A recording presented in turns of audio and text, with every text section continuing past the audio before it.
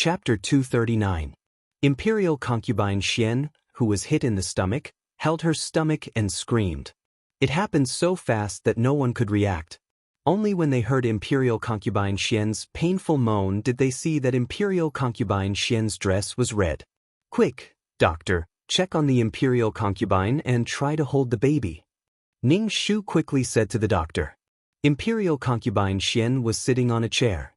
Her dress was stained with blood. Her face was very pale and she was crying. She reached out her hand to Huaqing.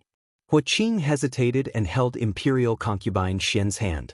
Seeing that Imperial concubine Xian was very weak, Huaqing said in despair, "Emperor, please save our child."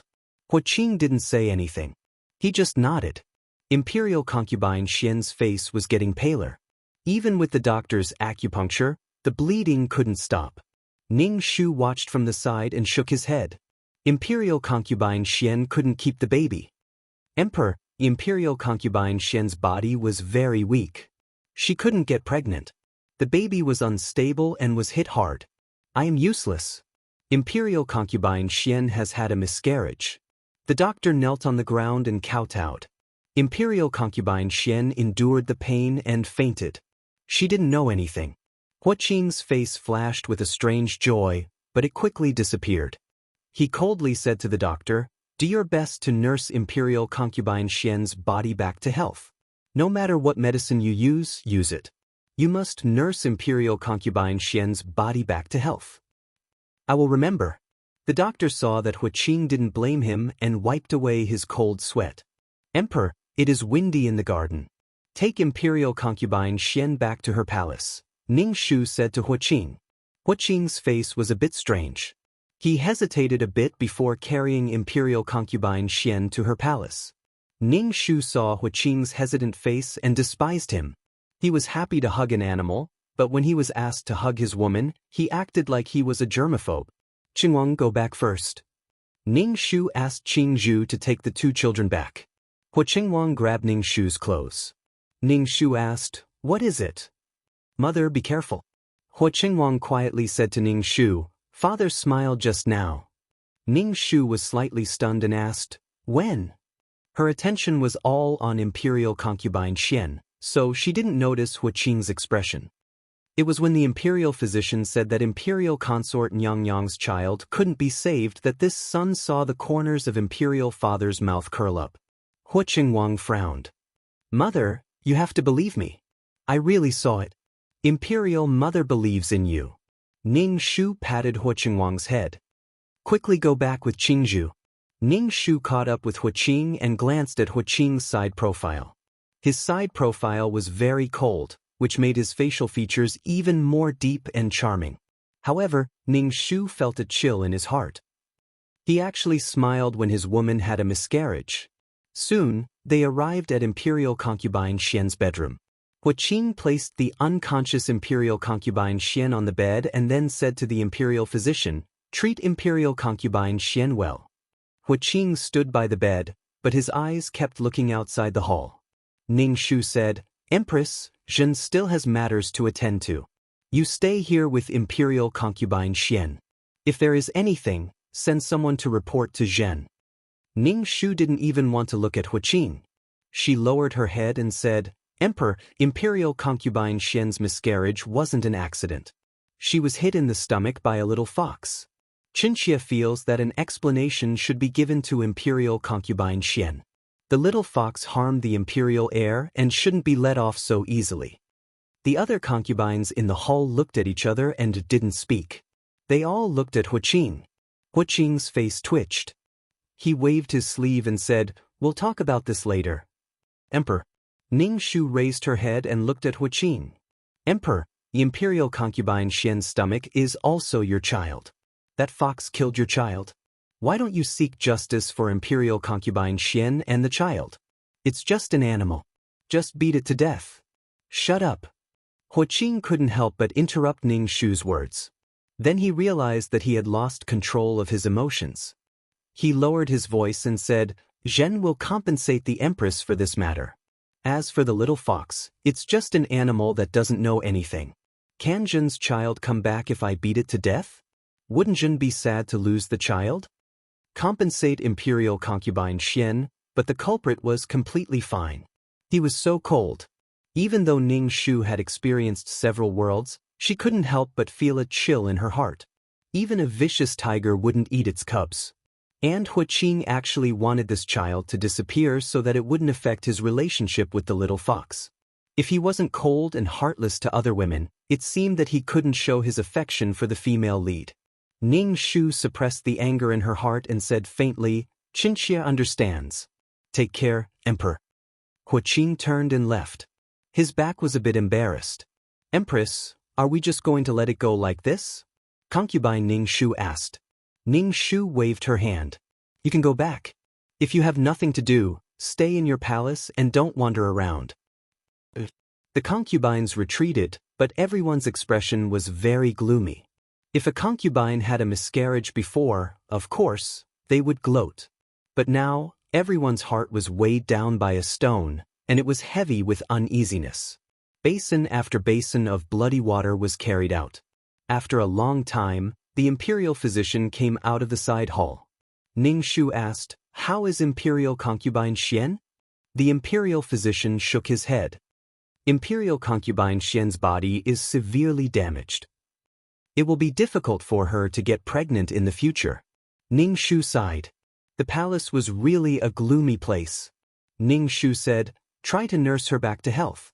No matter what medicine is used, it will do. Even His Majesty said so." The imperial physician nodded. Ning Shu walked into the bedchamber. There was a strong smell of blood inside. Imperial concubine Xian was lying on the bed with her hair disheveled. Her face was as white as paper, and her complexion was very poor. Her exposed shoulders looked very thin, making people feel pity for her. Ning Shu sat by the bed and took a handkerchief to wipe the cold sweat on imperial concubine Xian's forehead. The little fox was lucky to have Huaqing's lifelong love. But what about the women in the harem? How cruel was he to so many women in the harem? If he didn't like her, then he shouldn't have chosen so many women to enter the palace. Such a beautiful woman might be happier if she married someone else. "Empress, let me do it." Imperial concubine Xian's maid, Ning Shu, said. Ning Shu nodded and gave the handkerchief to imperial concubine Xian's personal maid. "Empress, the smell of blood in this hall is very strong. Please move." The maid, Ning Shu, said. The maid's eyes were red as she endured the pain. Ning Shu said indifferently, "It's fine. I will wait here for imperial concubine Xian to wake up." Qing Zhu sent the two children back and then came over. She stood beside Ning Shu and waited for imperial concubine Xian to wake up. "Qing Zhu, pour me a glass of water." Ning Shu felt very thirsty. Imperial concubine Xian woke up at night. When she saw Ning Shu by her bedside, she was stunned for a moment. Then she hurriedly touched her stomach and cried, "My child, my child, my child." Her voice was like a blood-sobbing cuckoo, sorrowful and desperate. Chapter 240. Lady Xian was devastated. When her emotions stabilized, Ning Shu wanted to comfort her. But when the words came out of his mouth, he didn't know what to say. Could it be that she would have a child in the future? First of all, Lady Xian's body was injured, so it would be difficult for her to get pregnant. Secondly, Huaqing had to keep his chastity for the little fox. He didn't even want to enter the harem. Lady Xian's body was very weak. After a heart-wrenching cry, her body trembled. Her forehead was covered in cold sweat, and her hair was wet. How did the emperor deal with that fox? "My child is gone. I just learned of his existence, and he's gone." Lady Xian hammered her chest with her hand, tears streaming down her face. This was the plane's cannon fodder. They decorated the lives of the protagonists, but they were also flesh and blood. They could feel pain and sadness. Ning Shu sighed and said, "The body is the foundation. Without a good body, how can you take revenge?" Lady Xian looked at Ning Shu and sneered. She said sarcastically and sadly, "You must be very happy right now." "Why would I be happy? Something like this is not something to be happy about." Ning Shu raised his eyebrows and said in surprise. Lady Xian smiled sadly. "I don't have a child now. Your child is no longer a threat. Your Highness, I'm tired. I want to rest. Ning Shu said indifferently, let's not talk about whether the child in your belly is a boy or a girl. Even if it's born, it won't be a threat to me. I'm the Empress and my child is the eldest son. As long as I don't make any mistakes and my child doesn't make any big mistakes, my child will be the first in line to the throne. Besides, I still have the Marshal's mansion behind me. Xiao Xiao had such a good card in her hand, yet she ended up in the end. It was only love and jealousy that made her lose her mind. If Xiao Xiao had been more rational and ruthless, she wouldn't have ended up like this. If a woman wasn't ruthless, her status wouldn't be stable. Xiao Xiao could only blame herself for falling in love with an emperor. Not everyone was a little fox who could turn a cold and hard emperor into a soft and gentle one. Imperial concubine Xian was stunned by Ning Shu's straightforward words. Her body trembled even more violently, and she cried silently. It was even more heartbreaking than before. Her face was filled with despair, indifference, and sadness. Ning Shu said, the Emperor will give the Grand Preceptor's mansion an explanation. He will compensate you. Noble consort Xian was the granddaughter of the Grand Preceptor, who had assisted 2 generations of emperors. Although she had retired, she was still very influential in the imperial court. Compensation? My child is gone. Can you return my child and let my child come back to life? I've been waiting for this child for countless years, but I still haven't felt his existence. Seeing that the imperial consort was crying, Ning Shu questioned.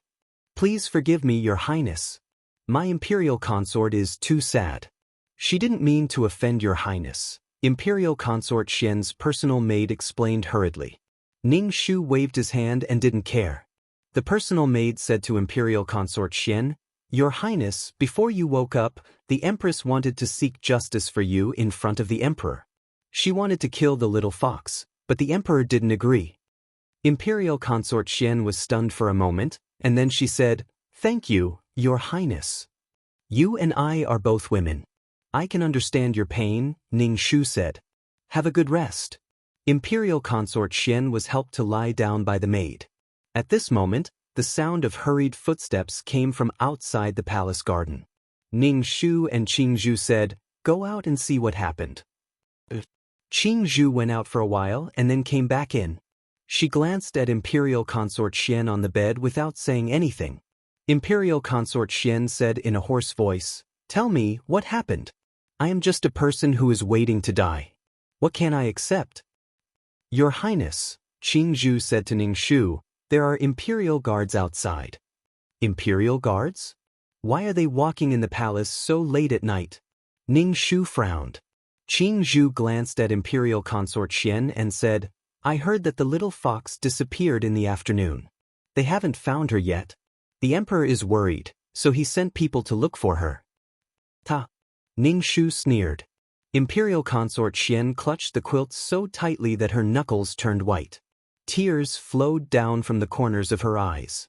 Ning Shu really thought that Hua Qing was as cold as a beast.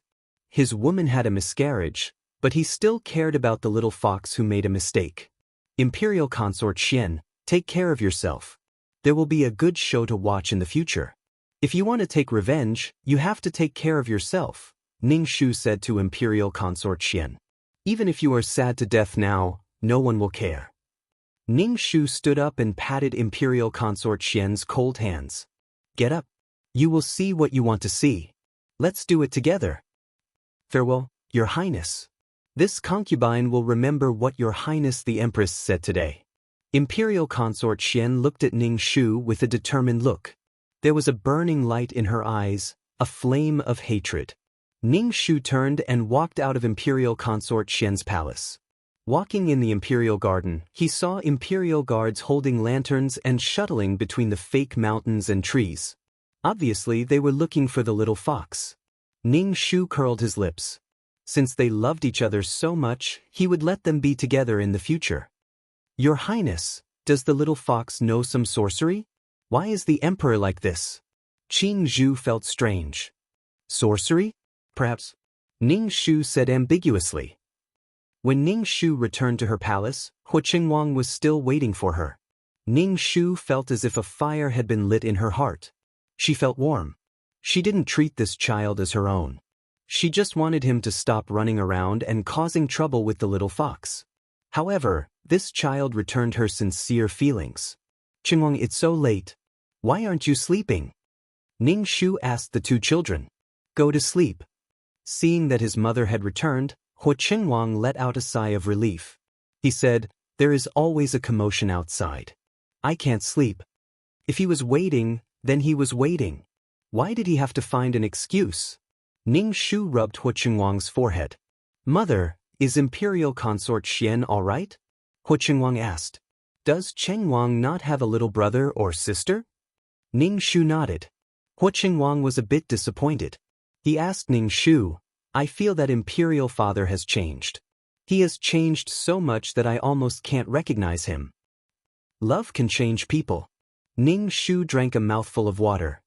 It's late. Go to sleep. Love. Qinhuang looked at Ning Shu in confusion. Mother, what are you talking about? Love. Your Imperial Father is like a young boy who has fallen in love. Ning Shu said with a smile. He had done something unbelievable for the person he liked. Qinhuang continued to ask, Imperial Father's love with who? Go to sleep. Mother is tired. Ning Shu didn't want to talk about this with Qinhuang. Chapter 241. Little Fox was caught by the guards. When she was brought to Qing, her fur was covered in grass and dust. When she saw Qing, tears fell from her eyes. Qing's heart ached. He quickly patted the dust off Little Fox and hugged her. He said in a trembling voice, You little thing, are you trying to scare me to death? Little Fox couldn't escape from Qing's embrace. However, she was angry and didn't make a sound. Liar, they were all liars. She had to be crazy to believe an emperor. He had 72 concubines in his harem. What was she? Little Fox felt very uncomfortable. You little thing, how dare you get angry at me and run away after causing trouble? Imperial concubine Xian had a miscarriage because of you. Qing said helplessly with a frown. He was clearly troubled by this matter. He regretted sleeping with Imperial concubine Xian and getting her pregnant. Qing felt guilty as if he had betrayed Little Fox. Little Fox's body stiffened when she heard that she had a miscarriage. She had a miscarriage because she couldn't stand the smug look on the pregnant Imperial concubine's face. She had a miscarriage because she was too weak.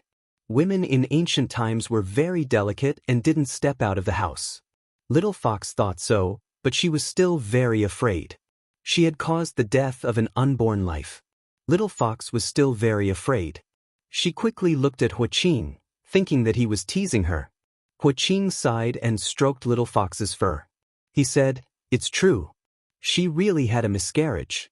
Her pregnancy was unstable and she miscarried after you bumped into her. However, her body was weak to begin with. Don't blame yourself too much. Little Fox began to cry again. How could this be? Qing quickly wiped her tears and said, This is my fault. I shouldn't have slept with her and gotten her pregnant. I know you are angry. I will take care of this matter. You don't have to worry. Little Fox was convinced. Who was Qing? He was the emperor, the most powerful person in the world. Imperial concubine Xian was just a woman. Little Fox felt guilty because of her mistake. She immediately stuck out her tongue and licked Qing's finger. She looked at Qing with sincere and cute eyes. You can't run around in the future. If you disappear like this again, we will tie you to my side and not allow you to take a step away from me. Qing said sternly. Although Qing's words were terrifying, the little fox's heart was filled with sweetness. She stuck out her tongue and licked Qing's lips. Qing's eyes deepened as he stared at the little fox's tongue. In the end, he looked away and said, But this matter must be explained to the imperial consort. Otherwise, the empress and the imperial consort will not let this matter rest. The little fox's eyes widened when she heard that. It wasn't that hypocritical empress who had miscarried. Why would she need an explanation? These women just couldn't stand her and wanted to kill her. They look incomparably beautiful on the outside, but they are all beautiful snakes. Qing will be stung to death by these beautiful scorpions sooner or later. Who asked you to be lecherous? Who asked you to be a stud? Who asked you to have so many women in your harem? The little fox nodded. She wouldn't be angry. Looking at Huaqing's tired appearance, the little fox's heart softened. This man protected her, but he also had moments when he was weak. In front of her, he seemed to have all his defenses down and revealed his softest inner self. The little fox stuck out her pink tongue and licked Huaqing's cheeks to comfort him. Huaqing doted on her, so she should treat him well. "All right, you little thing." He hugged the little fox and didn't let her lick his face anymore. He endured it with great difficulty, but it seemed that the little fox didn't notice at all. It seemed like she especially liked this kind of intimate action. It was really painful and happy. The next morning, Huaqing issued an edict to promote Imperial Consort Xian's position. Imperial Consort Xian was promoted from Imperial Consort Xian to Imperial Consort Xian. This position was close to that of the Empress. She was the #1 position after the Empress. Not only was her position promoted, but she was also rewarded with many rare treasures and precious nourishing holy items. It was all done before the court. When Ning Shu heard this news, he thought that Huaqing had already compensated the imperial tutor's residents in order to shut their mouths. The imperial tutor's residents couldn't say anything. After Ning Shu had breakfast, he went to see Imperial Consort Xian. No, it was Imperial Consort Xian now. Walking into the palace, Ning Shu saw palace maids tidying up the things that Huaqing had sent over. In the bedroom, Imperial Consort Xian was sitting on the bed and drinking medicine. Imperial Consort Xian's expression was indifferent. She didn't feel anything about these rare treasures. She also didn't look happy about being promoted to Imperial Consort. When she saw Ning Shu come, she bowed respectfully to Ning Shu. "This concubine greets the Empress. At least your position was promoted," Ning Shu said. Imperial Consort Xian didn't say anything and drank the medicine in one breath. She looked at Ning Shu and asked, "Empress, can this concubine trust you?" "Of course you can." Ning Shu nodded. Imperial Consort Xian then shook her head. "You and the Emperor are the original husband and wife. Although this concubine has a high position, I am still just a concubine. Husband and wife. Imperial Consort, do you think that this concubine and the Emperor are a loving couple?" Ning Shu said indifferently. "This concubine is no different from you. In the Emperor's heart, there is no difference. In the Emperor's heart, you are just a wooden and inflexible concubine." She wasn't as lively and cute as the little fox. Huaqing didn't have any feelings for the original owner of the body. Huaqing and Xiao Xiao were together because of benefits. In the end, they still fell apart because of benefits. This concubine doesn't understand what the Empress means. Imperial Consort Xian, Ning Shu asked. Imperial Consort Xian probably didn't know that the current Huaqing liked a beast that had yet to transform into a human. After seeing Imperial Consort Xian, Ning Shu went back. Some things had to be done slowly. The little fox was so arrogant because Huaqing pampered it. Without Huaqing, the little fox was just a beast that couldn't even control its own fate. If the person it met at the hunting grounds wasn't Huaqing, but someone else, it would have been shot to death and turned into a woman's fur. Huaqing was the little fox's only reliance. It was a huge golden finger. Ning Shu walked to the door. After thinking for a while, she turned to look at Huaqing. She pushed the door open and walked in. She saw that the little fox that was supposed to be in the imperial study was actually with Huaqing. The little fox stood on a chair and looked at Huaqing. Huaqing pursed his lips tightly and stared at the little fox. When Ning Shu saw this scene, she was shocked. Could it be that Huaqing was still playing with the little fox? "Mother!" Seeing Ning Shu walk in, Huaqing quickly walked in front of Ning Shu. Ning Shu glanced at the little fox and asked Huaqing, "Qingeng, what are you doing?" "This son is practicing calligraphy," Huaqing said. When the little fox saw that the two of them were talking and ignoring her, she suddenly felt very awkward. If she had known, she wouldn't have come. Chapter 242. The little fox originally didn't want to come to the Empress place. She didn't like the hypocritical Empress at all. She looked dignified and virtuous, but she was a black-hearted woman. Otherwise, why would she be the only one in the harem with children? Before the little fox transmigrated, She had read many novels and felt that the Empress must have given the other women something to prevent them from getting pregnant. The little fox felt quite guilty. After all, she quite liked Hua Qingwang, the fair and tender little boy. She felt like she was teasing a miniature version of Hua Qing. He was very cute. Today, she had come to apologize to Hua Qingwang, but he didn't seem to care about her. Then, the Empress came again. The little fox felt uncomfortable. Hua Qingwang used to like her a lot, but now he was ignoring her. The little fox jumped off the table and ran away. Ning Shu raised his eyebrows and asked, "The little fox came to play with you?" "Auntie, this little fox is amazing. She can actually write." Xiao Qingyang handed the imperial edict to Ning Shu. Ning Shu took a look and saw the words, "I'm sorry," written in a crooked claw. It was extremely ugly. She is quite smart. If she wasn't, Imperial Father wouldn't have doted on her so much. Ning Shu threw the paper away and said without much care. Hua Qingwang raised his head and looked at Ning Shu. "Imperial Mother, why does Imperial Father like a fox and not this son? This son hates foxes. She killed this son's dog. This son is Imperial Father's son. Why does an Imperial Father like this son?" Ning Shu suddenly didn't know how to answer Hua Qingwang. Was he supposed to tell him that he wasn't the child of Imperial Father's beloved woman, so of course he didn't like him? That would probably make his little heart bleed. Ning Shu crouched down and put his hand on Hua Qingwang's shoulder. He looked into Hua Qingwang's dark eyes and said seriously, "Qing, Imperial Mother said that your Imperial Father is the Emperor. Don't crave the feelings of an emperor. Qingyang, go to the kitchen and bring some snacks over." Ning Shu sent Xiao Qingyang away.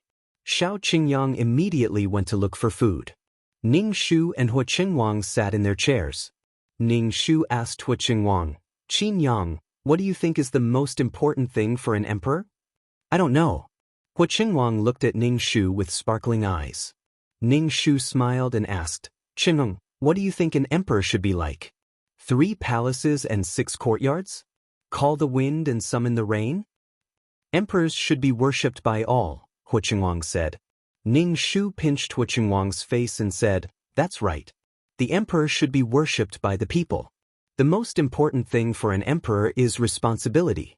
The people support the entire royal family, and the emperor's responsibility is to make the people in the world live better." Hua Qingwang nodded as if he understood. Ning Shu knew Hua Qingwang didn't understand these things, so he asked Hua Qingwang, "Does Qingwang want to be king? An emperor worshipped by all the people?" "Yes, I want to be king. I want to replace my father as the emperor.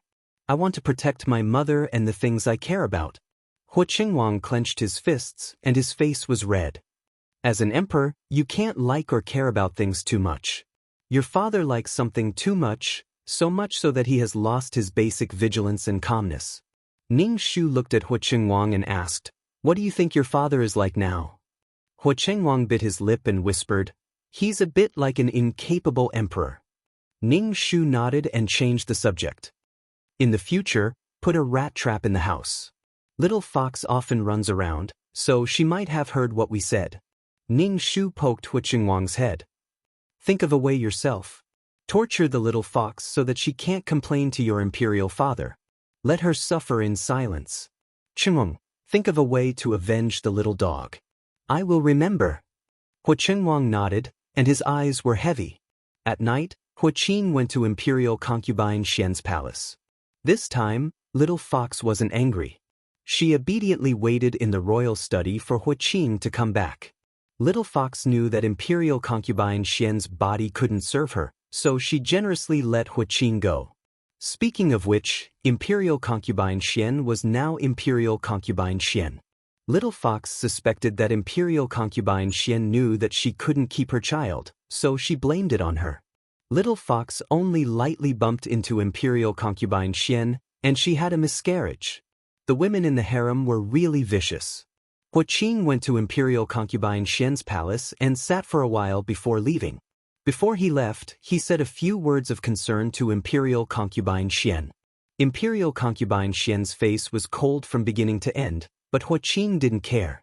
He just thought that Imperial concubine Xian was too sad. In addition, because of Little Fox, Huaqing thought that he had already compensated her and gave her a noble status. Imperial concubine Xian looked at Huaqing's back and bit her lip tightly. Her hand clutched the blanket tightly, and her body was trembling. Imperial concubine, it's time to drink your medicine. A maid came in with the medicine. Imperial concubine Xian's face was cold. She took the bowl and drank the medicine in one breath. She angrily threw the empty bowl on the ground. With a bang, the broken pieces flew everywhere. Damn beast! Huaqing came out of Imperial concubine Xian's palace and went to Ning Shu's palace. Ning Shu was surprised to see Huaqing. What was he doing here instead of being intimate with Little Fox? This concubine pays respects to your majesty. Ning Shu bowed with a smile on his face, as if he was surprised that Huaqing came. Huaqing saw the smile on Ning Shu's face and felt a little sick in his heart. He regretted coming here. If Hu-er knew that he came here, she would be angry. As the empress, you need to take care of the harem. Imperial concubine just had a miscarriage, so take care of her. Huaqing said a few words, then found an excuse to say that he had a memorial to review and left. Ning Shu almost vomited on Huaqing's face. He had never seen such a disgusting man. He really treated this mother like a housewife. Then they would be lovey-dovey and live a carefree life. He pushed a woman who had a miscarriage to her. Could she kill the emperor? Huaqing returned to the imperial study and saw Little Fox waiting for him. Huaqing's heart warmed. He felt that in this cold palace, only Hu-er was special. She brought color to his lonely life. Huaqing was willing to pamper Little Fox, and he brought everything to Little Fox. Huaqing hugged Little Fox and let her face him. He muttered to himself, "How good would it be if you were a human?" Little Fox stuck out her tongue and licked Huaqing's cheek. She also wanted to be a human, but the Transmigration god made her a fox. She didn't want a fox's body at all. "Zhen will definitely think of a way," Huaqing said firmly. Little Fox didn't understand what Huaqing meant for a moment, but she still licked Huaqing's cheek. Huang Sang's skin was really good. Licking it felt like eating jelly. The texture was really good, especially the lips. If she was a human now, she would have eaten this guy until there was nothing left.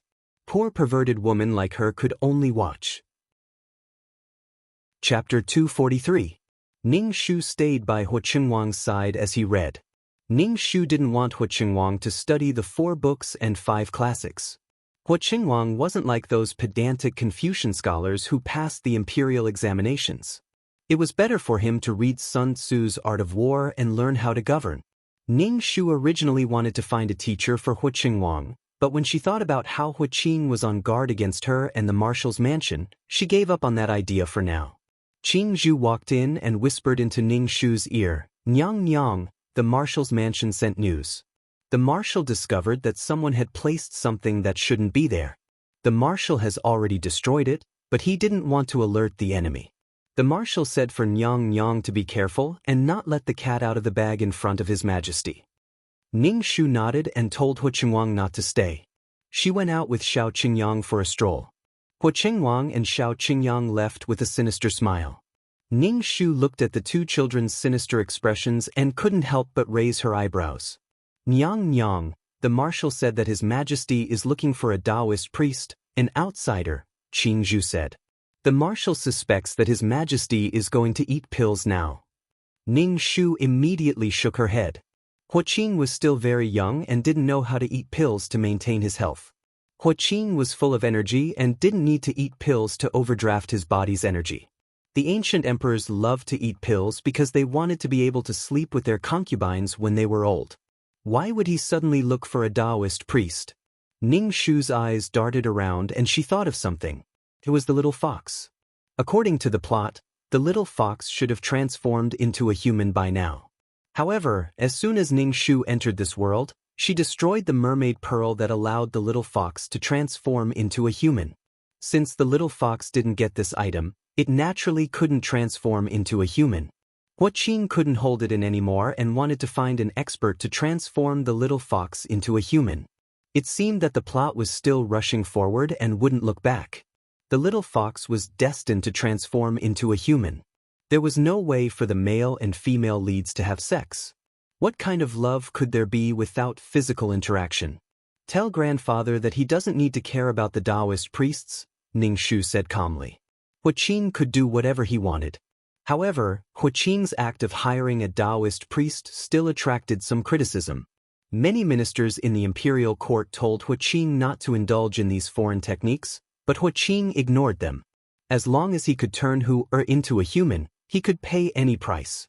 Huaqing really wanted to see what Hu-Er looked like when she turned into a human. She should be beautiful and lively, in sharp contrast to the women in the harem. Even her little temper was so cute. Little Fox didn't know about Huaqing's painstaking efforts and continued to wander around the palace every day. Huaqing also didn't tell her that he would give her a surprise when the time came. However, the little fox had been feeling very unlucky recently. She felt like someone was messing with her. While she was walking, a bucket of feces would fall on her, and even the bucket would fall on her. When she finally overturned the bucket, there was no one around her. Feeling wronged, the little fox went to find Huaqing with the smell of the 5 grains reincarnation item. Feeling wronged, the little fox directly jumped onto Huaqing and purposely rubbed against him. Huaqing endured the stench and didn't mind the little fox. The man and the fox went to take a bath together. Seeing Huaqing like this, the little fox's heart was filled with sweetness. She felt that Huaqing was the best person in the world to her. It was fine if it happened once, but it didn't stop. The little fox cried pitifully at Huaqing. Huaqing angrily said that he wanted to find out who dared to treat his Hu-Er like this. Ningxu knew about this and hurriedly told the 2 boys to stop. If they continued to cause trouble, they would be caught sooner or later. Huaqing was refreshed. He even walked with the wind. Ningxu was more concerned about when the little fox turned into a human. When the little fox turned into a human, all the women in the harem would be completely abandoned. From then on, Huaqing only had the little fox in his heart. Ningxu asked Qingzhu to pass a message to the marshal's residence, telling them to be careful. Huaqing hadn't come to the harem for a long time. The women in the harem stared in the direction of the imperial study until they were blind, but Huaqing still didn't show up. During this time, something big happened.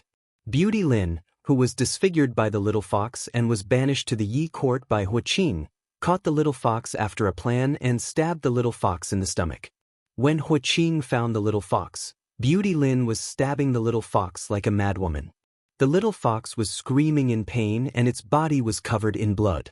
Huaqing's eyes were bloodshot. He pulled out a guard's knife and chopped off Beauty Lin's head. Beauty Lin's head rolled far away. Her scarred face was hideous. Huaqing hugged the bloody little fox and asked the imperial doctor and Taoist priest to save it. Ooh! The little fox cried at Huaqing. The little fox felt like it was going to die. It was in so much pain. Huaqing's tears fell. He said in panic, "You will be fine. You will be fine. I won't allow anything to happen to you." Ningxu looked at Huaqing's decadent and crazy appearance. His body was trembling. It was as if he had lost the entire world. He collapsed and panicked. He smiled coldly. Ningxu stood beside the pale-faced imperial noble consort Xian. Although she had undergone meticulous treatment, her body was still very thin. She gave people the feeling that a gust of wind could blow her away. Her chin was much sharper. Imperial noble consort Xian was shocked to see Huaqing revealing his emotions. It was as if he wanted to destroy the world. "Let's go back. The emperor won't let us stay here." Ningxu stood at the entrance of the imperial study.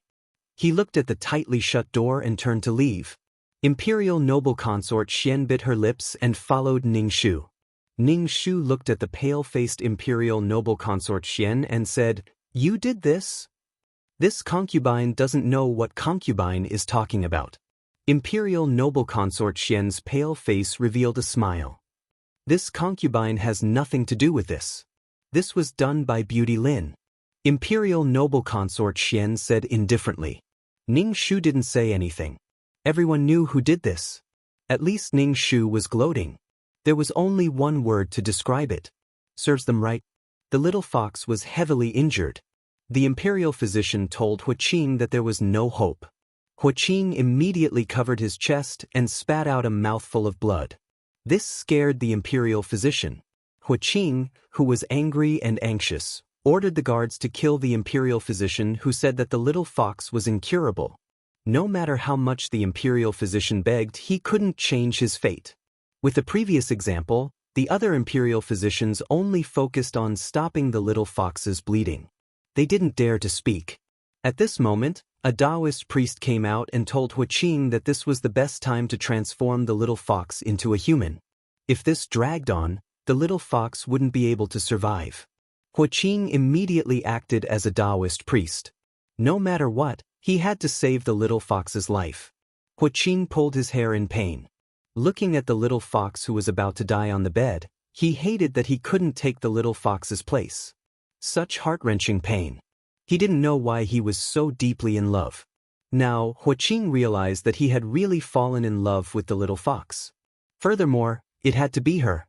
No one else could take her place. Thinking that the little fox might leave him, Qing wished that he could bury the entire palace with the little fox. Beauty Lin, that bitch, let her die too comfortably. She should be tortured to death.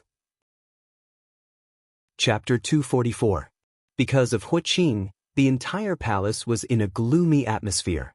Everyone knew that the emperor's most beloved pet was almost killed by the concubines in the cold palace. Now, the emperor wanted to kill whoever he caught. Everyone was in a state of panic. Ningxu didn't care. If the female lead died so easily, how could she be called a favored one with great luck? Imperial noble consort Xian was worried about her gains and losses. She found Ningxu and asked, "Empress, do you think that beast will die?" Ningxu said indifferently. Imperial noble consort Xian frowned and said unwillingly, "It's injured so badly.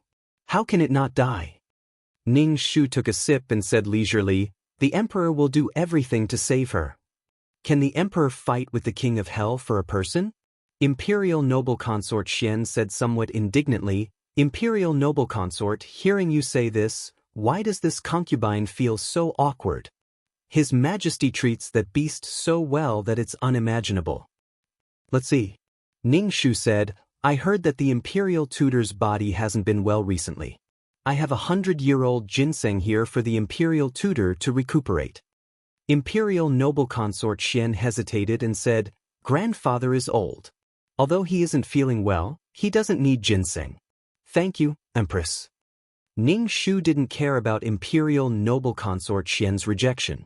Imperial noble consort Xian and the imperial tutor would agree to her suggestion sooner or later. Qing had locked himself in his palace. He hadn't attended court for almost a month. This was something that had never happened before. The ministers were so anxious that their hair fell off. Every time he attended court, eunuch Qiu, who was by Qing's side, would tell him that the emperor wasn't feeling well and wouldn't be attending court. The ministers and concubines couldn't see Qing, so no one knew what was happening in his palace. Qing like this made everyone nervous. They didn't know what he was going to do. Ningxu guessed that it was because of the little fox's transformation into a human. Qing was really going to become an emperor who didn't want the country and wanted the beauty. Qingwang found Ningxu and asked, "What exactly is father doing? Why is he abandoning the matters of the court?" Ningxu looked at Qingwang, who now looked like a little adult, and could not help but say, "Qingwang really cares about the country and the people." "Mother, I'm serious," Qingwang said seriously. Ningxu nodded. "Imperial mother is also serious. You don't need to care about what your imperial father does." In the end, Qingwang sighed and left. Ningxu laughed when he saw the look on his face. "Nyang Nyang, Shaoenzi, who serves His Majesty, is here." Qingzhu walked in and informed Ningxu. Ningxu immediately said, "Let him in." Shaoenzi walked in and bowed to Ningxu. Then he said, "Nyang Nyang, Master said that this servant will come to inform Nyang Nyang Nyang tonight. Nyang Nyang will be rewarded. And thank your master for me." Ningxu had Qingzhu take out 2 silver ingots. Shaoenzi accepted it and then bowed and left.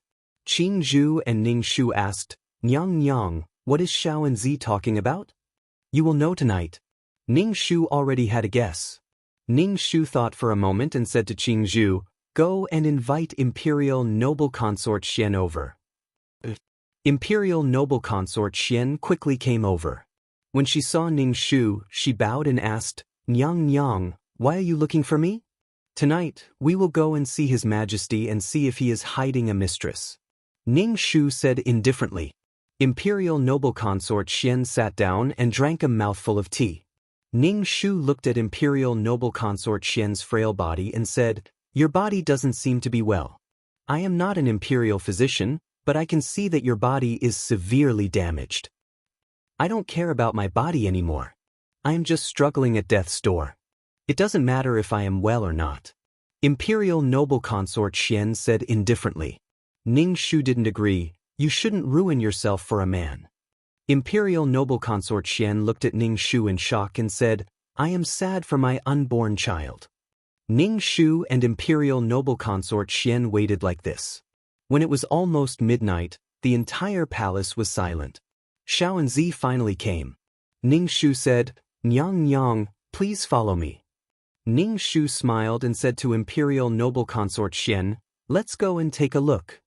Xiao and Zi brought Ning Shu and Imperial noble consort Xian to Huqing's bedroom. Imperial noble consort Xian asked Ning Shu softly, "Nyang Nyang, what are you doing?" "It's not what I am doing. It's what the Emperor is doing," Ning Shu said indifferently. Soon, the group arrived at Huqing's bedroom. Eunuch Qiu was waiting for Ning Shu at the door. When he saw Ning Shu, he bowed and said quietly, "Nyang Nyang, please follow me." "Be quiet." Ning Shu nodded and followed behind Eunuch Qiu. Imperial noble consort Xian hurriedly followed Ning Shu. Eunuch Qiu found a secret place. This place could hear the situation in the bedroom and avoid being discovered by the guards. Ning Shu listened to the situation inside and heard Huqing's voice and a woman's voice. Ning Shu understood. The little fox had transformed into a human body. The voices inside continued. Huqing said, "Having you is like having the world." A crisp female voice sounded, "Huqing, have I really become an adult? I can't believe it." "It's true. My Huqing's voice was filled with boundless affection. "Huqing, what are you doing? Why are you kissing me? Don't you know how I feel about you?" Huqing's voice was filled with suppressed desire. Not long after, she heard ambiguous voices coming from inside. It was mixed with Huqing's words of love and the little fox's suppressed moans. As expected, Ning Shu had come to confirm the situation. It was similar to what she had expected. Even without her shark pearl, there were other ways for the little fox to transform into a human. After knowing the result, Ning Shu was no longer interested in eavesdropping. He quietly left. Imperial noble consort Xian immediately followed Ning Shu. Her face was filled with shock and she hadn't recovered yet. After they had walked far away, Ning Shu asked, "Nyang Nyang, what is going on? His Majesty is really hiding a woman. Where did this woman come from? Hasn't this woman always been here?" Ning Shu said indifferently, "You can ask Shaoan about this. Then you can consider the plan I told you." Imperial noble consort Xian was shocked. She seemed to have thought of something but didn't dare to confirm it. She shook her head and said, "This is impossible. Impossible. Anything can happen." Ning Shu said to Imperial noble consort Xian, "It's getting late. Let's go to bed." Imperial noble consort Xian couldn't sleep. Her mind was filled with the woman rolling around with Huqing. Nyang Nyang, she was injured so badly. How could she have survived and become a human? Imperial noble consort Xian's eyes were filled with intense hatred. Ning Shu said, "It should be the work of those Taoists." Chapter 245. Although the little fox had transformed into a human, Huqing did not let the little fox out and kept her in the bedroom. Ning Shu could not understand. Could it be that Huqing had imprisoned the little fox for her entire life? According to the little fox's temperament, if he made her stay in the room and not let her out, wouldn't that be asking for her old life? But not long after, a palace maid found the corpse of an animal in the imperial garden. The animal had been skinned, revealing its bright red flesh. Flies were flying around the corpse. Ning Shu looked at the corpse. Its body was similar to the little fox's, so it should be a fox. Huqing rushed over. When he saw the corpse, it was as if he was struck by lightning. He immediately roared, "Who is it? Who killed my little fox?" Hua Qing's expression was very sorrowful. He frowned and coldly asked Ning Shu, "There is such a vicious person in the palace who actually killed my little fox. Empress, you must find the murderer. I want to skin him." "Fuck, didn't your little fox already turn into a human? If this fox was really a little fox, you wouldn't have such an exaggerated performance now." Hua Qing wanted the identity of the little fox to disappear. "Empress, I want you to find the murderer," Hua Qing said through gritted teeth. Ning Shu said. Ning Shu bowed and respectfully said, "This concubine understands. This concubine will find the murderer." Ning Shu emphasized the word murderer. Hua Qing even had people make an exquisite little coffin. Then, he put the fox's corpse in the coffin with a sorrowful expression. Ning Shu almost rolled his eyes. So fake. He clearly had a coquettish expression, but he still had to twist his face and make a sorrowful expression. "Who are you trying to disgust?" After the fox was buried, Hua Qing began to go to court. The ministers were dissatisfied that he did not go to court a while ago. Hua Qing sat on the dragon throne with a sickly expression.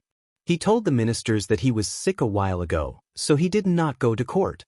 Hua Qing's bedroom was still heavily surrounded by guards. No one was allowed to enter, causing the atmosphere of the entire palace to be very solemn. The little fox was dead.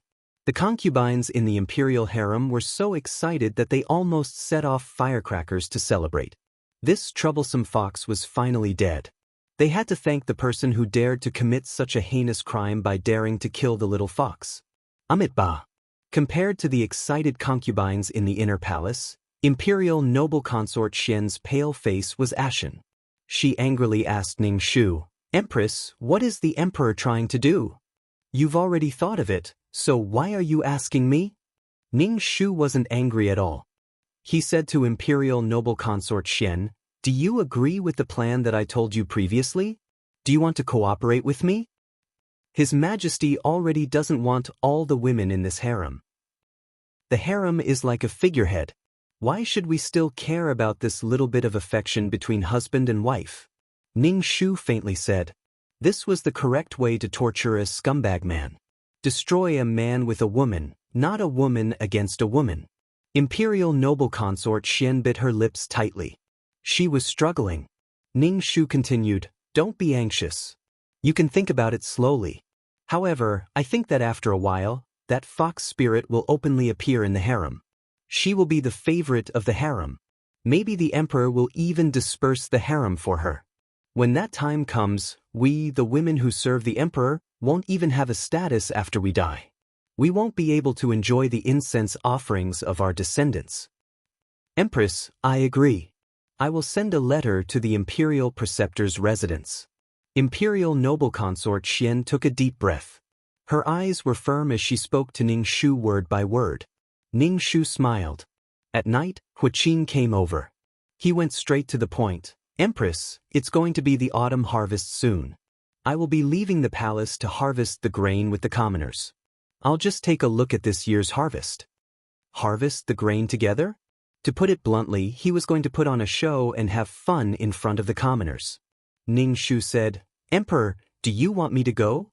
In this kind of situation, the emperor and the mother of the nation should be together, wearing coarse hemp clothes to harvest the grain." Ning Shu knew that Hua Qing wouldn't bring her along. Hua Qing saw the anticipation and excitement on the empress' face and immediately said, "Empress, you don't need to go.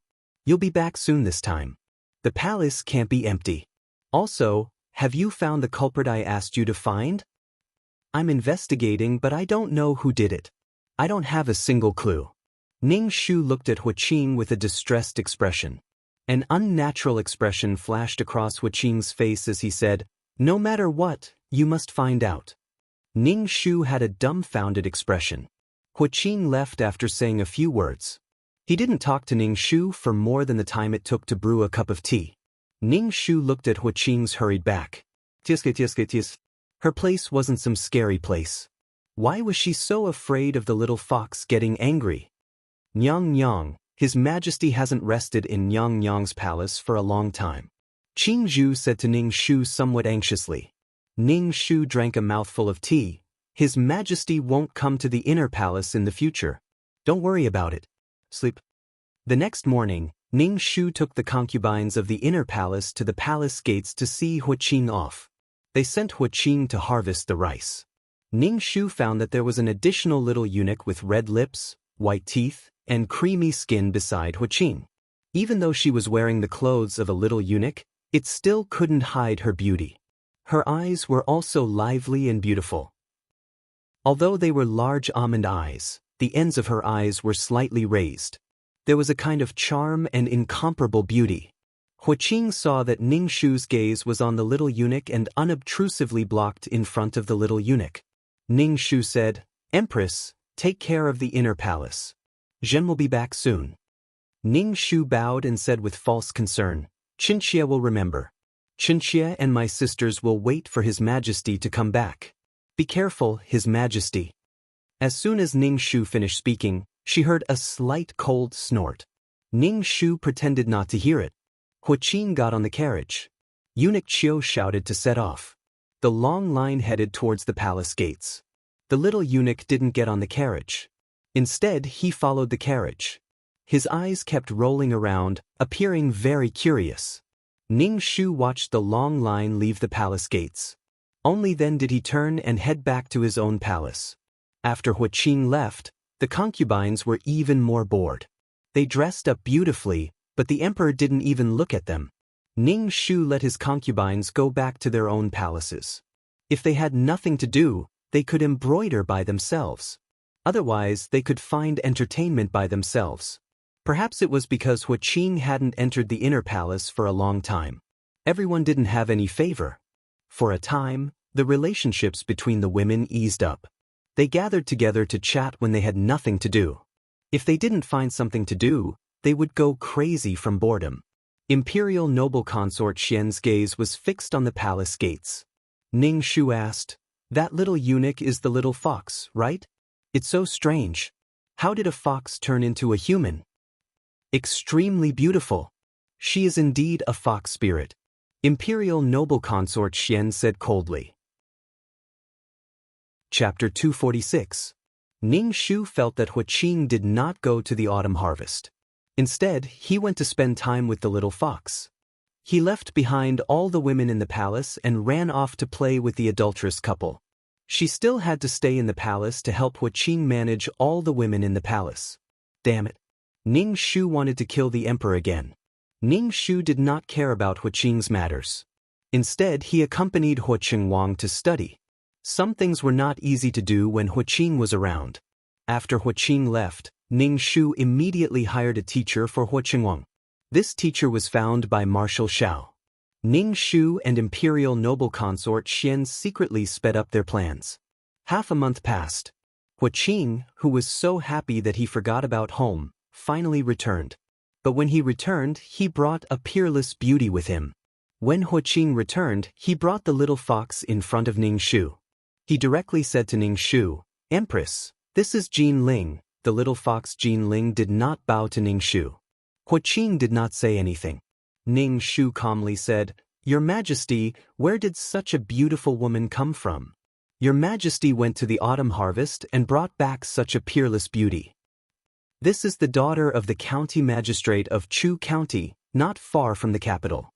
I like her very much and brought her into the palace." Huaqing looked at the little fox with a loving gaze. Ning Shu smiled and looked at the little fox. She was wearing a pink satin palace dress. She did not wear any makeup. Her white skin had a slightly pink luster. There was a youthful and charming look between her brows. However, her figure was curvaceous. Her eyes were very lively and cute. When one looked at her, one would feel that they were captivated by this pair of eyes that were full of intelligence and cunning. She was charming with an innocent cunning. She could not be any more charming. Ning Shu finally understood Huaqing's intentions. First, he killed a fox and skinned it. After all, not every fox had a beautiful golden fur like the little fox. Then, after leaving the palace, he gave the little fox a proper identity. Huaqing really put in a lot of effort for the little fox. Ning Shu said meaningfully, That parental official in Chu County is really emitting smoke from his ancestral grave. To be able to give birth to such a peerless beauty in the world, Your Majesty, please arrange a place for Chinchilla to live. I don't need you to arrange a place for me to stay. I want to stay with Huaqing, said the little fox, Jin Ling. The little fox looked at Ning Shu with vigilance and hostility. She had been a fox before, so she didn't feel much for these women. Now that she had become a human and had given her body and mind to Huaqing, the little fox was filled with hostility towards these harem women. The man she liked could only like her back. Love was selfish.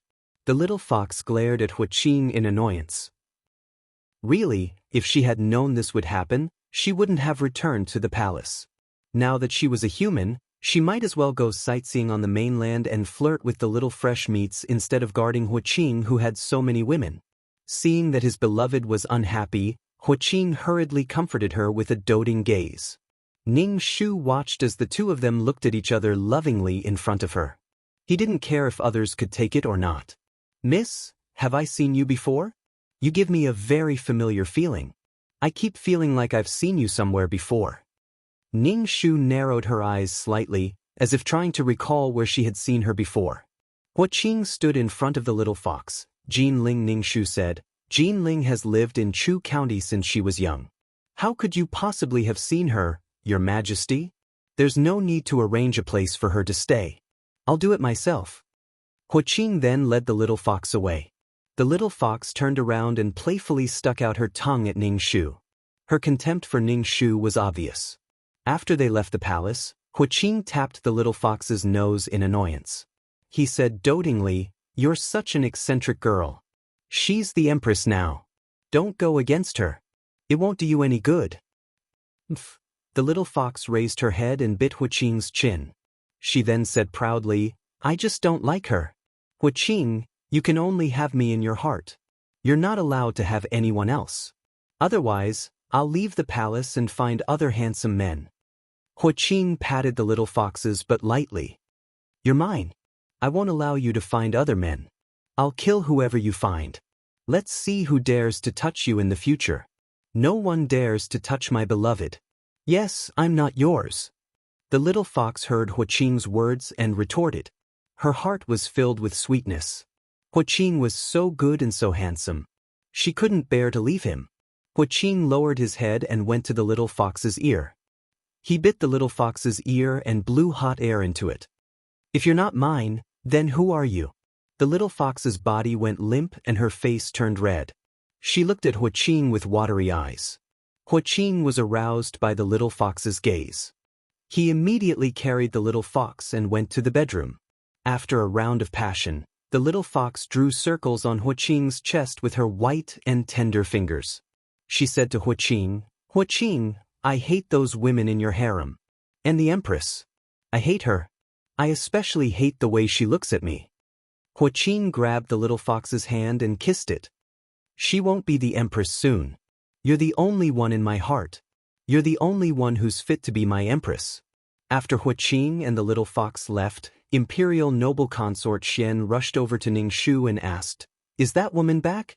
This concubine heard that His Majesty brought back a woman. Have some tea. She's back. Ning Shu said calmly. She's the daughter of a 9th-rank Sesame official. Huaqing didn't arrange a prominent family background for the little fox. If her background was too prominent, it would be easy for people to investigate. Besides, aristocratic families had records of their descendants. Imperial noble consort Xian bit her lips. Ning Shu asked, Imperial noble consort, when will our plan be carried out? There's no rush. This concubine knows you want revenge, but things have to be done slowly.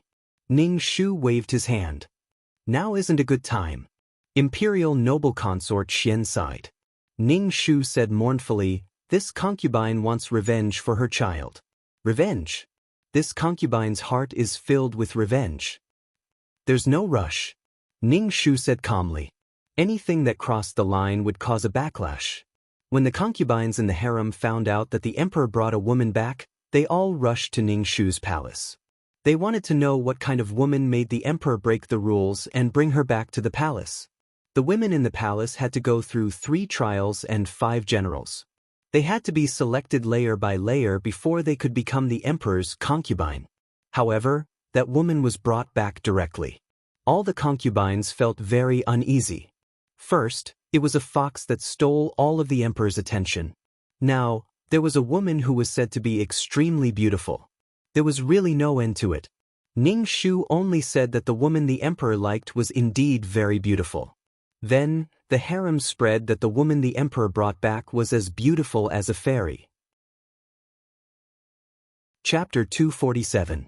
The little fox was temporarily staying in Huaqing's palace, making all the concubines jealous. Now, Huaqing didn't enter the harem at all. Every day, he pampered women who came out of nowhere. Huaqing hadn't entered the harem for almost half a year. In the past, Huaqing rarely entered the harem, but at least he would let the concubines serve him. Now, he didn't even enter the harem, which made the concubines' hearts itch. If they had explosives in their hands, Ning Shu suspected that these women would blow up Huaqing's palace. It would be best if they killed all the women in the palace. Huaqing doted on the little fox a lot. Other than when he went to court, Huaqing spent all his time with the little fox. Ning Shu couldn't understand why Huaqing didn't give the little fox a position. Could it be that he wanted to overthrow the marshal's residence and make the little fox empress? In the plot, the little fox eventually became the empress and her son became the emperor. Then, the playful little fox took Huaqing to travel the world. She was so lucky. Your Highness, the people from the Ministry of Works are working on the palace not far from the emperor. I think they're going to build a house, Qin Zhu told Ning Shu. Building a house? How many houses were there in the palace? Moreover, the buildings in the palace were all planned. Suddenly building a house would break the overall layout of the palace. I asked little Anzi. He said that they're building a house for Miss Jean Ling and that Miss Jean Ling personally designed it, Qin Zhu said. The people from the Ministry of Works didn't want to take over at first. They advised the emperor that every part of the palace was planned and that it was related to the fate of the country and the gathering of the dragon bloodline. Miss Jean Ling said that the people from the Ministry of Works were superstitious. Then, the emperor personally ordered that everything be built according to Miss Jean Ling's design. Ning Shu was speechless. Rich and willful. Because Huaqing didn't give the little fox a position, the servants in the palace all called the little fox Mississippi. But secretly, they despised this woman. She was with the emperor without any status. Wasn't she having illicit relations without a matchmaker? The little fox from the modern world didn't care about this at all. In her opinion, she and Huaqing were truly in love. Now, they were boyfriend and girlfriend. It had nothing to do with others. Even if the little fox heard these words, she didn't care. As long as she was happy, anything was fine. The little fox wanted to give Huaqing a surprise, so she kept urging the people from the Ministry of Works to hurry up and fix the house. Apart from that, the little fox brought many changes to the harem. For example, she gave Huaqing some exotic food and often performed modern dances for him. She also performed some seductive dances and pole dances. This made Huaqing even more fascinated with the little fox. He couldn't figure out what was going on in her mind. Huaqing felt very blessed to have met Hu. He felt that his life had been in vain. Huaqing even thanked the heavens for letting him meet Hu. At this time, Huaqing had completely forgotten that there was a group of concubines waiting for him in the harem. The Ministry of Works built the house very quickly. Soon, a modern-style villa was built next to Huaqing's bedroom. Ning Shu looked at the villa and wanted to cover his face. It was really strange that such a white villa had suddenly appeared in the majestic and dignified palace. It completely destroyed the dignity and wealth that the palace should have. In short, it was as awkward as it could be. Huaqing loved the house and its crow. He liked the style of house very much. When he heard Hu or say that this was their love nest, Huaqing's heart was burning. He liked this house even more. In order to shock these ignorant ancient people, the little fox generously invited the concubines from the harem to her villa to attend the party. Huaqing was afraid that no one would attend the little fox's party and embarrass the little fox. Therefore, he ordered all the concubines to attend the party. Even Ning Shu, the empress, was no exception. The concubines who came to attend the party all looked at the villa with wide eyes and strange expressions. The little fox was proud. You ancient people have never seen a modern villa. Every time Ning Shu looked at this villa, her heart would itch. She wanted to find someone to tear down this house. It was really awkward to look at. Ning Shu felt that she had obsessive-compulsive disorder. It was a party, but it was just barbecue. The little fox even explained to the concubines that it was barbecue. Looking at the concubines' confused expressions, the little fox could only shrug. This was the generation gap. There was no way to communicate. These concubines didn't touch the barbecue. The smoky food looked dirty. These concubines ate very carefully in the palace. They didn't eat this kind of food. Seeing the little fox's bold manner of eating, the concubines widened their eyes. Did the emperor like such a boorish woman? Ning Shu narrowed his eyes at the little fox. He saw the red mark on her neck. He could see how intimate she was with Huaqing. These concubines came here to see Huaqing. However, when the party ended, they didn't see Huaqing. They could only leave in disappointment. The little fox looked at the expressions of these concubines with disdain. These people were really hypocrites. They said that they were here to attend her party, but they were still thinking about her Huaqing. She had already informed Huaqing not to come. Seeing these people's disappointed expressions, the little fox was secretly pleased. Ning Shu looked at the little fox indifferently. He didn't know what class the little fox was before she transmigrated. Why did he feel that she was so lowly? She wanted to beat the ancients with her insignificant modern knowledge. Ning Shu only had 3 words. "Pa." This little fox didn't have any rules. She never greeted anyone. She was simply challenging the ancient feudal system. Alright, with the emperor as her backing, she could be so willful. Huaqing would be scolded to death by the imperial censors sooner or later. The little fox was a maverick in the palace. She treated her maids very well. She even said that everyone was equal and no one was nobler than another. Ning Shu felt that if he was this maid, he would definitely give her a big slap. Your sister, if everyone was equal, why was he serving her and not the other way around? Her words were pleasant to hear. Tis. Ning Shu didn't know how to evaluate the little fox. Huaqing liked her character and personality so much. Was Huaqing's eyes covered with lard?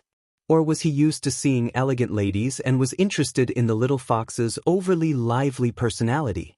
The little fox also invented mahjong, poker, and the like. It created a gambling craze in the palace. Even the concubines in the harem were addicted to these gambling games. With the new games, the concubines didn't miss the emperor every day. This was one of the good things the little fox did. In short, the palace was a mess. Coupled with Huaqing's unprincipled favoritism, the little fox caused chaos wherever she went. The unlucky ones were always others. Huaqing, your concubine cheated in mahjong with me. It's fine. Punish that concubine by grounding her for a month. Huaqing, I'm sorry. I tore your dragon robe. It's all because you suddenly hugged me last night. I got too excited. It's fine. Chapter 248. At night, lightning flashed and deafening thunder boomed in the sky. It was raining cats and dogs. Suddenly, there was a loud clap of thunder that made the entire palace tremble. Panicked cries could be heard in the storm. Fire, fire! The villa next to Huaqing's bedroom was on fire. The fire was so strong that even the heavy rain could not extinguish it. The fire lit up the entire palace. The palace became restless. Ning Shu got up from the bed and said to Huaqing, "Qingwen, it's about to start. Are you afraid?" "I'm not afraid." Huaqing clenched his fists tightly. His body was trembling and his face was red. Ning Shu said, "I'm not afraid. If we fail, we will die." Qing Zhu helped Ning Shu put on his clothes. Huaqing got up from the bed and grabbed the corner of Ning Shu's clothes tightly. "Mother, I'm not afraid." Ning Shu nodded. Holding Huaqing's hand, he walked towards the burning villa. Qing Zhu and the palace maids held umbrellas for Ning Shu and Huaqing. It was raining heavily and a lot of rainwater had accumulated on the ground. It almost drowned their shoes. When they arrived at the villa, many palace maids and guards were putting out the fire. Hua Qing and Little Fox stood under the roof of the bedroom in their pajamas. Little Fox's eyes were red. She felt her heart ache when she saw her efforts being burned. There were so many places in the palace, but only her villa was burned. Her villa. Little Fox's heart ached. She had her own mansion in ancient times, but it was struck by lightning. She felt that the heavens were playing with her. Seeing Little Fox like this, Hua Qing quickly put out the fire. Even with so many eunuchs and guards putting out the fire did not die down. It exploded with crackling sounds. Hua Qing's face was cold and his brows were tightly knitted. Under the flickering light of the fire, he was incomparably cold. Ning Shu held Hua Qingwang's hand and walked in front of Hua Qing. She bowed to Hua Qing. "Greetings, Your Majesty." Hua Qing glanced at Ning Shu and his gaze stopped on Hua Qingwang. He said impatiently, "Why did you bring the child here so late?" Since something like this happened, Chen Qian naturally had to come. Qingwang was worried about His Majesty and thought that His Majesty was living in the villa. He was afraid that something would happen to His Majesty, so he begged Chen Qia to come along. Ning Shu said faintly. Hua Qing's heart skipped a beat. Fortunately, he didn't stay in the villa tonight. Otherwise, he would be in trouble. Hua was a woman who knew how to have fun.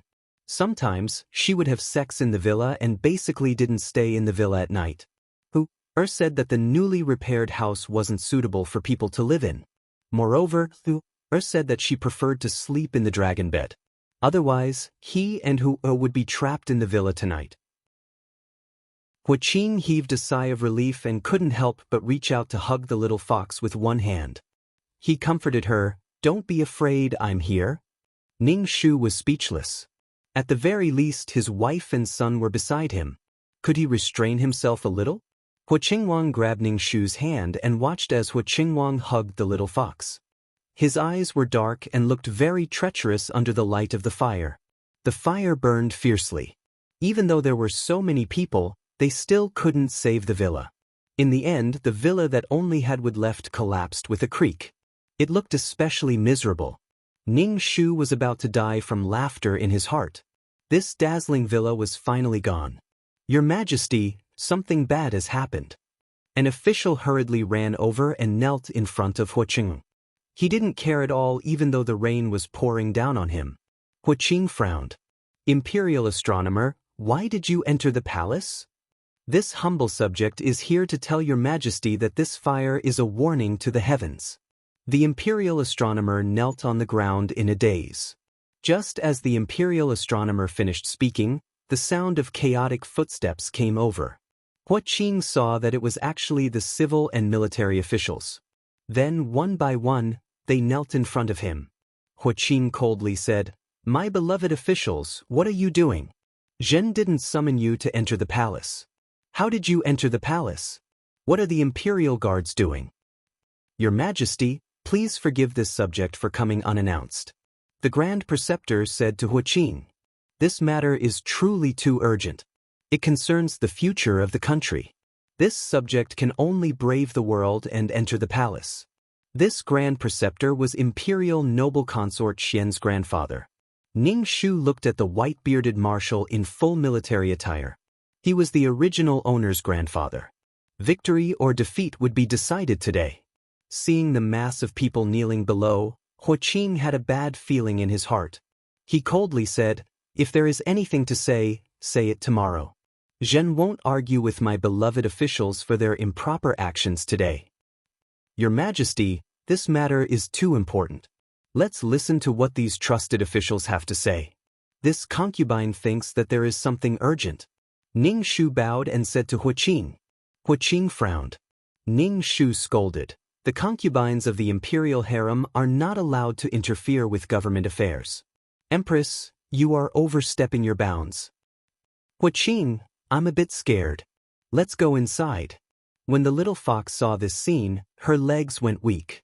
She pulled on Hua Qing's sleeve and said pitifully, "How dare you call His Majesty by his name? How unruly." An imperial censor straightened his back and scolded the little fox righteously. Hua Qing's expression immediately turned ugly. He couldn't bear to scold but he was scolded by an official so rudely. When he saw Hu Er's frightened appearance, Huaqing coldly said, "Imperial Censor Wu, yelling in front of Zhen like this. Do you have any manners? Your Majesty, please forgive me." This subject was too impatient. Although the Imperial Censor said sorry, his back was still straight. He clearly didn't think he was wrong. His face looked like he was ready to die at any time. It was as if he wasn't afraid of death at all. Ning Shu saw that Huaqing's body was shaking with anger. He stood in front of the little fox as if to shield her from the storm. Ning Shu's eyes flashed. Huaqing really did love the little fox, but the little fox relied on Huaqing's love to do things without fear. She had never thought of lessening Huaqing's burden. He really didn't know how long Huaqing could block for the little fox. Wouldn't he be tired?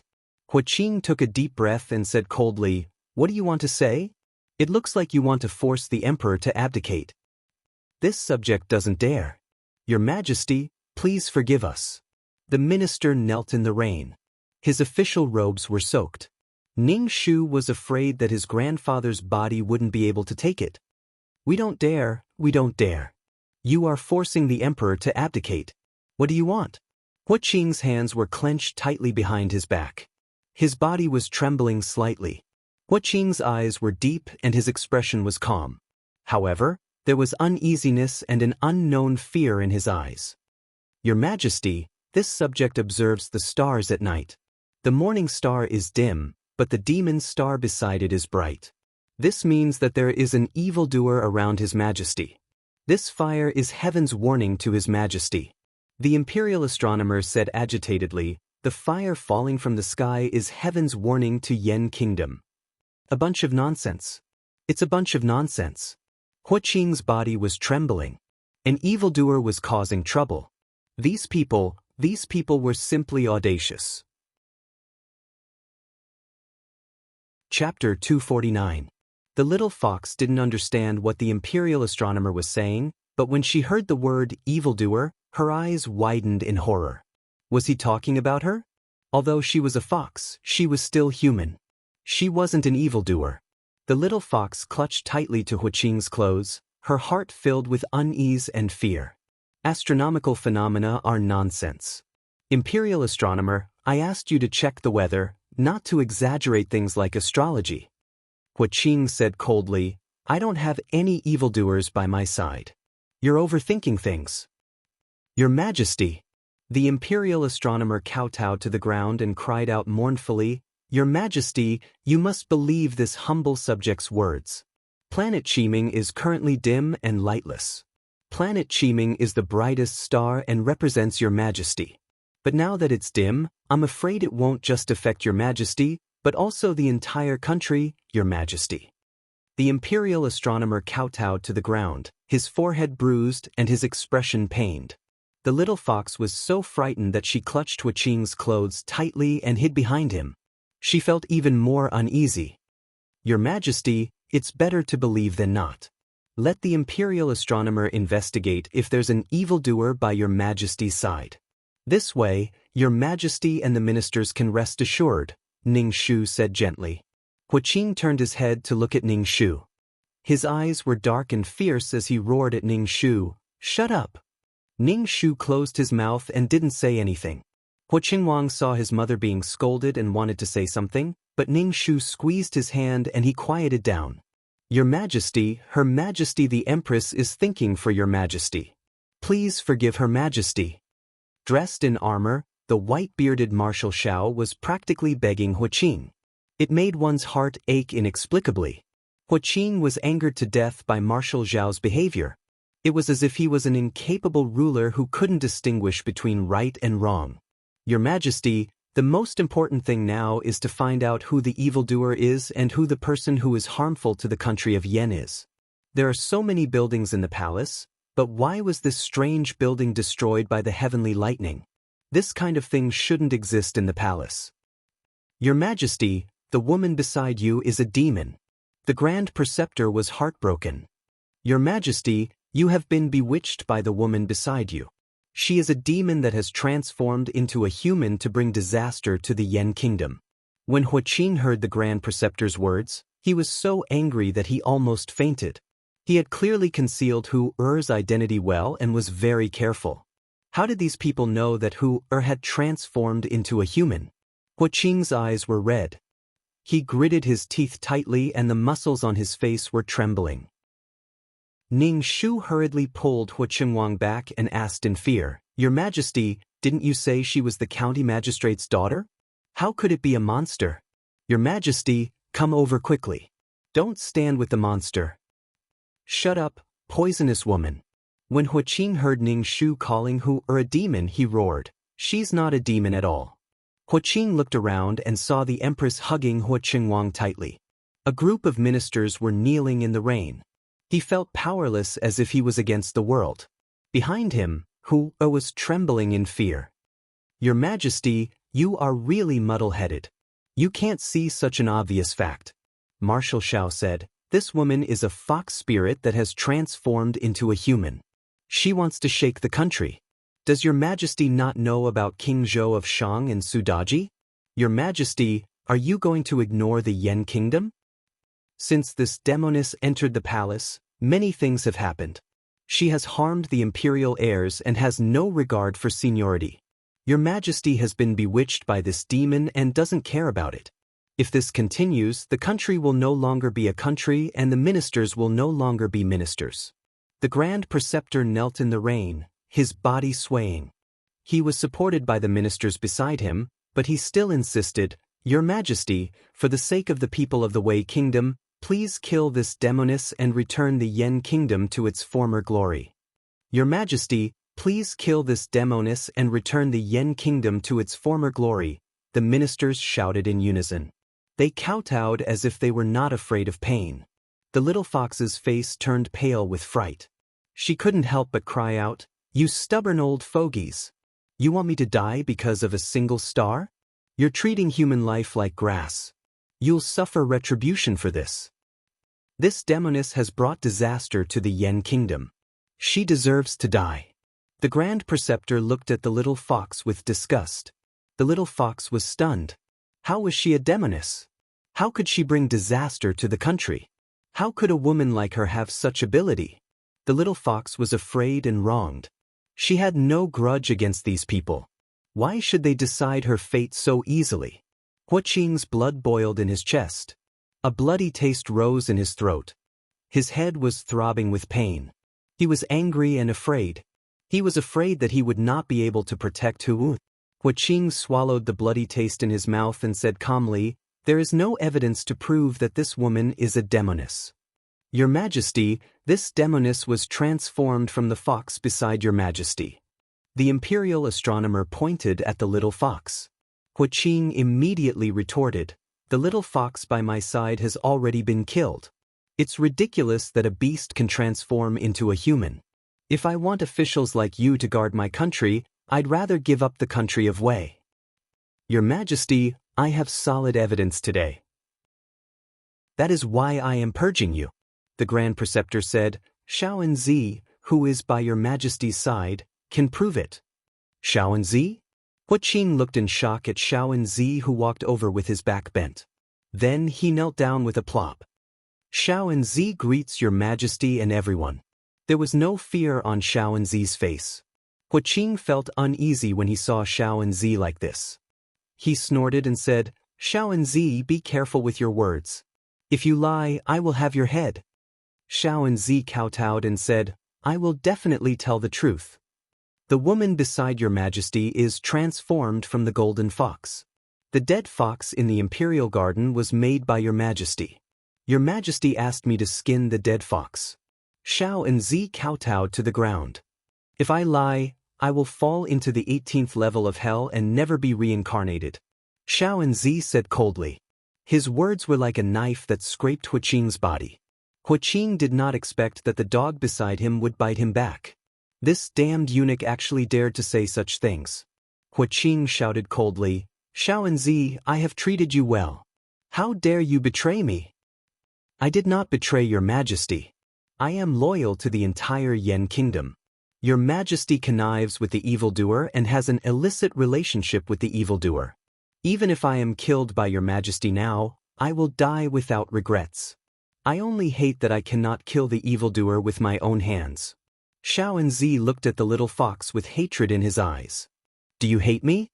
The little fox could not figure out how she had offended him. Of course I hate you. You made the emperor cruel. As a human, I was actually teased by a beast like you. Xiao and Zi said hatefully. Ning Shu smiled faintly in his heart. No matter how small the nail was, it would still hurt. This was the price of being willful. Chapter 250. Hua Qing regretted not taking down the marshal's residence.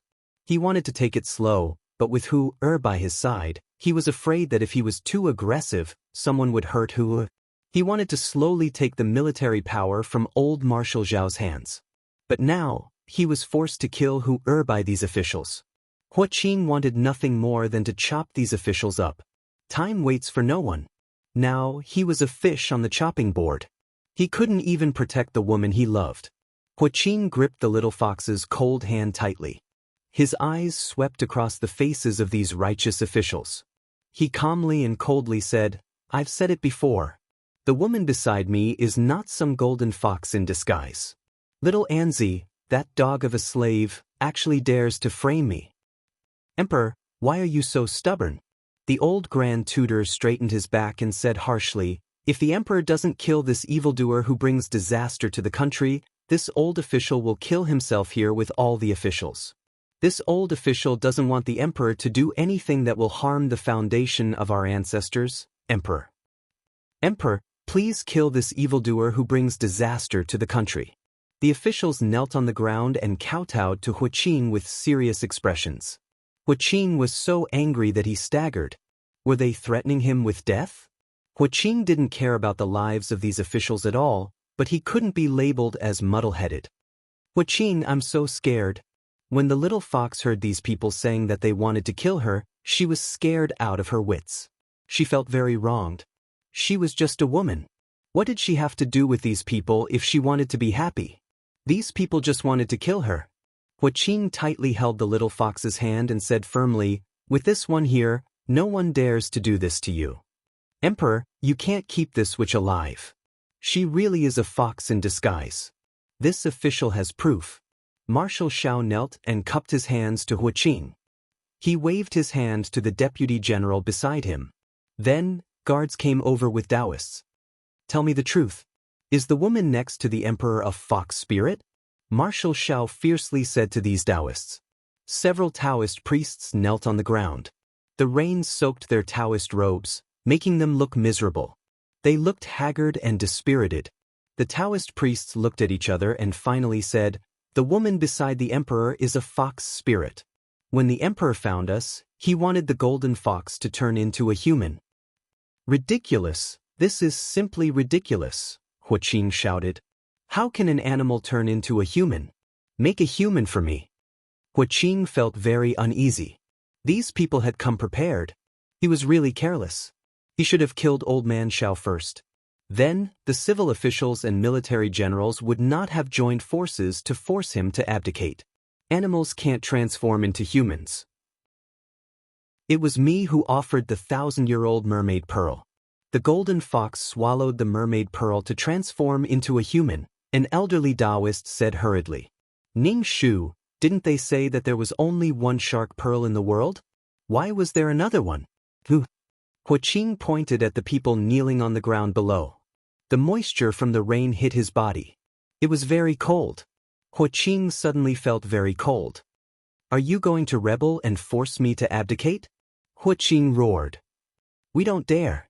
We can only disregard life and death and get rid of the evildoers around us. The evildoers who bring disaster to the country. The Grand Preceptor said righteously, Your Majesty, you have been bewitched by this evildoer. You can't see the country and the people. If you let this evildoer do whatever she wants, I'm afraid that the Yen kingdom will be destroyed. Hua Qing was so angry that his body was trembling. He forced himself to calm down and said coldly, Jin Ling is just a woman. She can't overturn the Yen kingdom. You think too highly of her. Hua Qing knew who. She didn't care about glory and wealth. She didn't like power and liked to play. How could she overturn the country?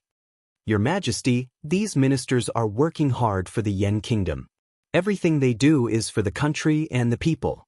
Your Majesty, you should give up on Miss Jean Ling. Humans and demons are different.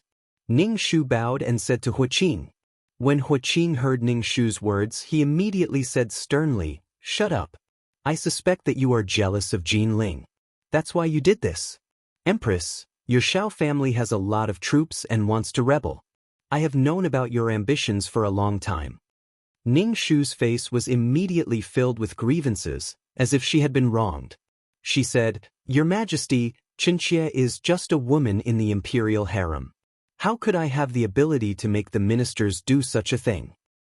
You are a woman. Jean Ling is also a woman. Why did you do this to her? Are you happy to hit her when she is down? I really misjudged you." Ning Shu was speechless. He was speechless.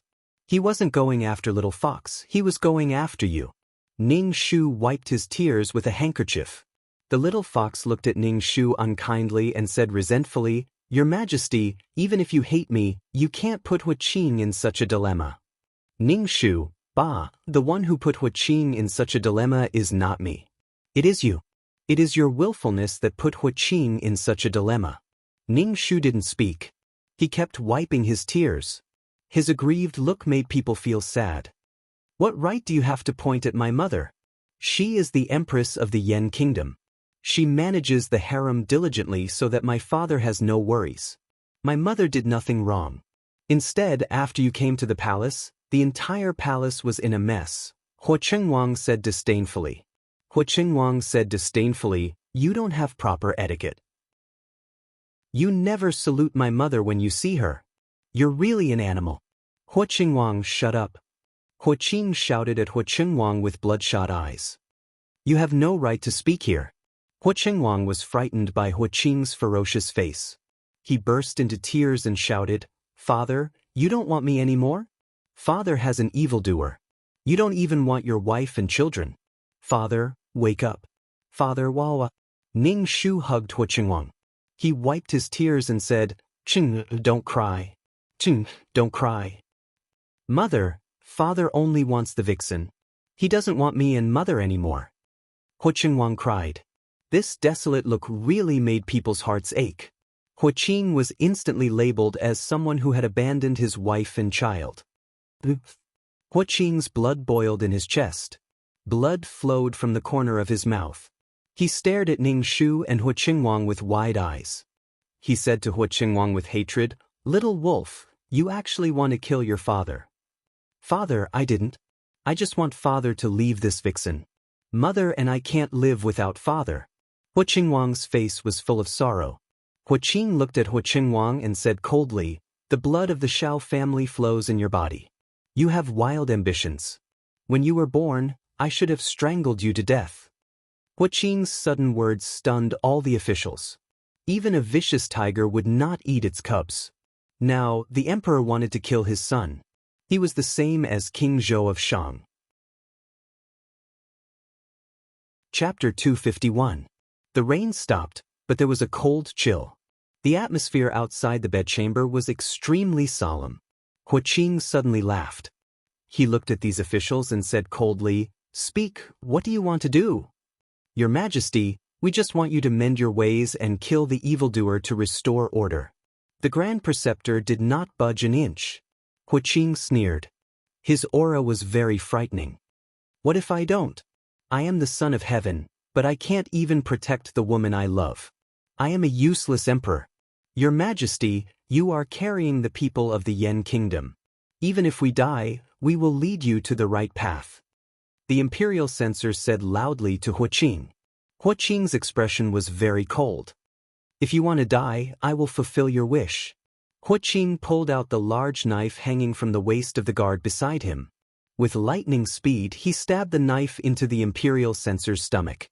It happened too quickly. Everyone was shocked. The imperial censor who was stabbed said with difficulty, "Your Majesty, please kill the evildoer. With this evildoer here, the Yen Kingdom will not be safe." Huaqing's face was livid with anger. He had actually helped the imperial censor achieve his eternal reputation. He was afraid that future generations would remember this official who had died for his remonstrance and was killed by him. Huaqing's hand holding the knife trembled. His head was buzzing and cold sweat broke out on his back. Ning Shu was also shocked by Huaqing's actions. He quickly said to Qing Zhu, "Quickly call the Grand Preceptor. Don't let anything happen to Lord Wang." Qing Zhu quickly turned and ran. Ning Shu did not expect Huaqing to make a move. The little fox was indeed his reverse scale. He would go crazy when others touched him. The imperial censor who was killed spat out blood. Until his last moment, he tried to persuade Huaqing. "Your Majesty, please kill the evildoer. Kill the evildoer." Before the imperial physicians could arrive, Lord Wang had already breathed his last. His blood flowed into the distance along with the rainwater, and the guards immediately carried Lord Wang away. Ning Shu looked at Huaqing with heavy eyes. When he turned his head, he saw the little fox covering her mouth in shock. He coldly said to the little fox, "The Emperor did such an irrational thing for you. If you really love the Emperor, you should end your own life. Don't make things difficult for the Emperor. The Emperor has labeled you as an incapable ruler." Ning Shu had only said it casually.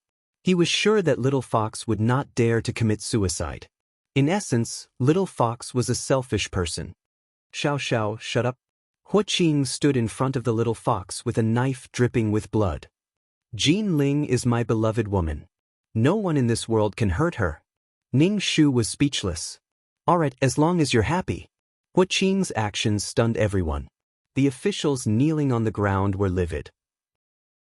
The Grand Preceptor was so angry that he staggered. His voice trembled as he said, "Your Majesty, you might as well kill this old official. If you kill all of us, the Yen Kingdom will be in danger." As the Grand Preceptor spoke, he began to cry. "Previous Emperor, this official has wronged you. I did not assist the Emperor properly and allowed the Emperor to be bewitched by the evildoer and do such a cruel thing. Your Majesty, the officials just want to know your stance. Why don't we lock up this vixen first?" Ning Shu walked in front of Huaqing and bowed. "Shut up, Xiaoxia. Don't think that I don't know what you're thinking." Huaqing looked at Ning Shu with cold disgust. Ning Shu said aggrievedly, "Your Majesty, everything this concubine has done is for your Majesty. But in this situation, someone has to take a step back. Lock up Jin Ling. Whether or not the next step is to kill her, I won't back down. Without Jin Ling, I don't want the throne or the Yen Kingdom." Huaqing's gaze swept over Ning Shu's face like a sharp knife. "Oh my, so affectionate. So touching." Ning Shu cried as she pulled on Huaqing's sleeve. "Your Majesty, this concubine is begging you. Don't make mistakes again." Huaqing waved his hand and shook off Ning Shu's hand. "Xiao Xiao, stop pretending. I never had any feelings for you. Now you dare to have thoughts about my Jin Ling. If you want her life, I will kill you first." Huaqing raised the knife in his hand and stabbed at Ning Shu. "Your Highness, be careful." Marshal Xiao and Ning Shu cried out in alarm. They wanted to stand up, but after kneeling on the ground for so long, their legs were numb. They could only watch as the knife stabbed at their granddaughter. Imperial Mother, quickly dodge." Huaqing Wang shouted at Ning Shu with all his strength. Ning Shu screamed and rolled on the ground. She used the most embarrassing posture to dodge Huaqing's knife. She looked at Huaqing with a shocked and sad expression.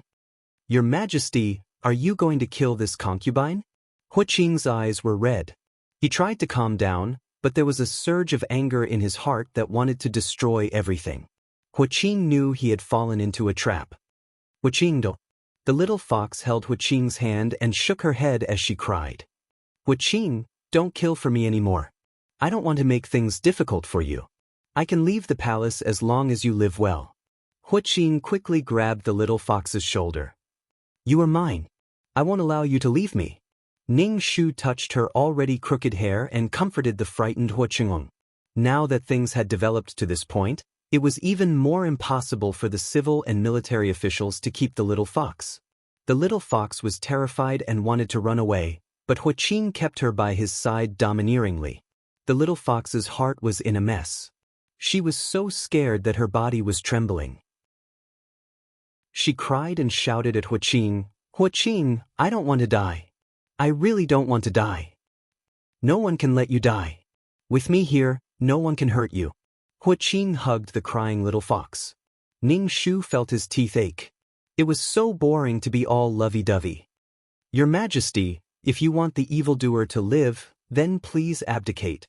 This way, the evildoer will do the least damage to the Yen Kingdom. The Grand Preceptor threw caution to the wind and asked Huaqing to abdicate. We agree. Your Majesty, please abdicate. The officials knelt on the ground and said in unison. Huaqing's body shook and his teeth seemed to be chattering. So you were waiting for me here? You want to dethrone me? The Yen Kingdom belongs to the Hua family. This country was conquered by the Hua family. When did it become your turn to make decisions? We are all doing this for the future of the Yen Kingdom. If your Majesty doesn't want to abdicate, then kill the evildoer. I have lived for so long and don't have much time left. If I can do something for the Yen Kingdom in the end, I can say that I have fulfilled my duty to the late emperor in the afterlife. The Grand Preceptor didn't care about life and death. Huaqing felt cold all over. He just wanted to have a woman he loved. Why did these people have to be like this? They had to make him a high and mighty loner, without whom there would be no joy to speak of. Now, there were two paths before Huaqing. If he wanted the throne, he couldn't have the little fox. If he wanted the little fox, he couldn't have the throne. Chapter 252. Now, Huaqing was deserted by everyone. For the woman he loved, he stood against everyone. No one objected to Huaqing doting on a woman, but there was a limit to everything. Once this limit was crossed, there would be repercussions. Huaqing's love for the little fox was without any principles or bottom line. He allowed the little fox to break the rules that everyone should abide by without restraint. Moreover, this love was built on the basis of hurting others. Everyone looked at Huaqing, including the little fox. At this moment, Huaqing felt as if he was standing on a mountain surrounded by cliffs, unable to advance or retreat. Huaqing gritted his teeth. The muscles on his face trembled and his eyes were red. His heart felt like it was being tortured in a pan of oil. Huaqing couldn't understand how things had turned out like this. This was a complete conspiracy. They were using the excuse of dealing with who, or to deal with him. Huaqing swallowed hard. His expression was dazed, as if his soul was about to leave his body. Why? We'll discuss this matter later. Huaqing said with difficulty. We will give everyone an explanation for this matter. How will your Majesty deal with this evildoer? Lord Wang is already dead and the Empress almost lost her life. We can't just let this matter rest. Marshal Xiao said agitatedly. Someone has to take responsibility for tonight's matter. Huaqing rubbed his forehead. He staggered and almost fell. The little fox quickly supported Huaqing. She looked at Huaqing with her watery eyes. Huaqing's heart softened when he saw her. Huaqing loved it when Hu looked at him with such eyes. It was pure, beautiful, innocent, and clear. It was as if she had received the whole world. We'll talk about this later. Huaqing's face turned green and he couldn't stop trembling. Huaqing was forced into a corner by these people. He could only say, capture Jin Ling first. The little fox's eyes widened as she stared at Huaqing in a daze. Tears streamed down her cheeks as she complained, Huaqing, you gave me up for the throne. You keep saying that you love me but you gave up on me. Huaqing wanted to grab the little fox's hand, but the little fox took a step back. You gave me up.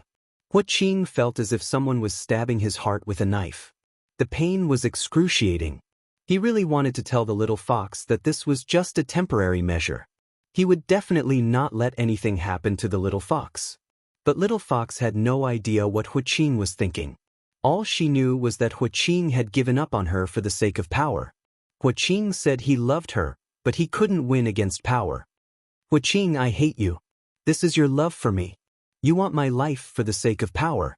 The little fox wept silently. She looked especially miserable and beautiful. Ning Shu was speechless. Ning Shu suddenly sympathized with Huaqing. How tiring was it to like someone whose thoughts were not on the same channel as yours? Any woman in the imperial harem would know what to choose now. As long as Huaqing was still the emperor, she would be fine. At the end of the day, women from ancient families were different from modern women. The little fox looked down on the ancient women, but from a certain point of view, the ancient women were much more sensible and intelligent than modern women. They were willing to make sacrifices for their own goals. Little Fox was acting as if she had been betrayed and was heartbroken. She simply couldn't understand. The ministers were probably shocked by Little Fox's actions. After kneeling for so long, they simply sat on the ground and looked at the two people. Hua Qingwang quietly asked Ning Shu, "Mother, what will Imperial Father choose in the end?" "Qingwang, what do you think?" Ning Shu asked Hua Qingwang. "It's not worth giving up the throne for a woman, especially one like her." Hua Qingwang was silent for a moment. Finally, he concluded, "Imperial Father will give up on her." "Is that so?" Ning Shu didn't deny it. Marshal Xiao stood up and said, "If your Majesty can't make a decision, this old official is willing to make a decision for your Majesty. This old official will kill this demoness for your Majesty. After this, if your Majesty wants to kill me, this old official will have no objections." "Old man, don't you dare." Hua Qing stood in front of Little Fox and coldly shouted at Marshal Xiao, "Are you trying to rebel?" In order to set things right, even if this official is accused of rebellion, this old official will have no regrets. Marshal Xiao's beard was white. When he said such words, it made people's hearts sour. It made Hua Qing seem even more foolish. Eunuch Qiu rushed over and said in Hua Qing's ear, "Your Majesty, Marshal Xiao's army has taken control of the entire capital. The palace has been surrounded." Hua Qing's hand trembled. This day had indeed come. Hua Qing regretted not getting rid of the Xiao family earlier. Now, he was being harmed instead. Now that things had developed to this point, there were no three paths for Hua Qing to take. Hua Qing looked at the heartbroken Little Fox and the aggressive ministers.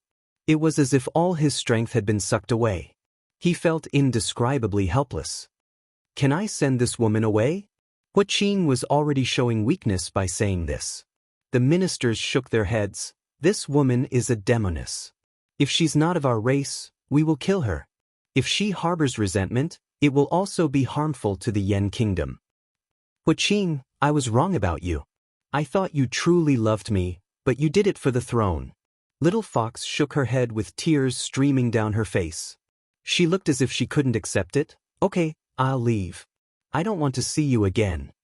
She came to the ancient times and fell in love with a man, but this was the result. Little Fox clutched the front of her clothes in pain. Little Fox was in pain, but Hua Qing was in even more pain. Hearing Little Fox's words was like cutting his heart. This woman had already integrated into every corner of his body. She was a part of him. Hua Qing couldn't imagine what it would be like without Little Fox. "Mother is betting that your Imperial Father will choose Little Fox," Ning Shu said quietly to Hua Qingwang. Hua Qingwang immediately frowned. His expression was especially serious. He shook his head like a little adult. How can that be? It wasn't easy for Imperial Father to ascend to the throne. How can he give it up so easily? Back then, the fight for the throne was so tragic. In order to ascend to the throne, Hua Qing married Xiao Xiao. But now, he had to give up the throne for a woman. Even Hua Qingwang felt that it wasn't worth it. But if he didn't do this, how could he show Hua Qing's love for Little Fox? Veins popped out on Hua Qing's forehead. Ever since he ascended to the throne, he had never been in such a sorry state. He was really in such a sorry state. He was forced to this extent. "I give up the throne," Hua Qing said through gritted teeth. His gums were bleeding. "I give up the throne." The ministers, Hua Qingwang, everyone looked at Hua Qing in a daze. They looked at him as if he was crazy. He had lost his mind. Little Fox looked at Hua Qing sadly and was stunned. Her tears suddenly burst out like a dam. She murmured, "Hua Qing, for you, everything is worth it."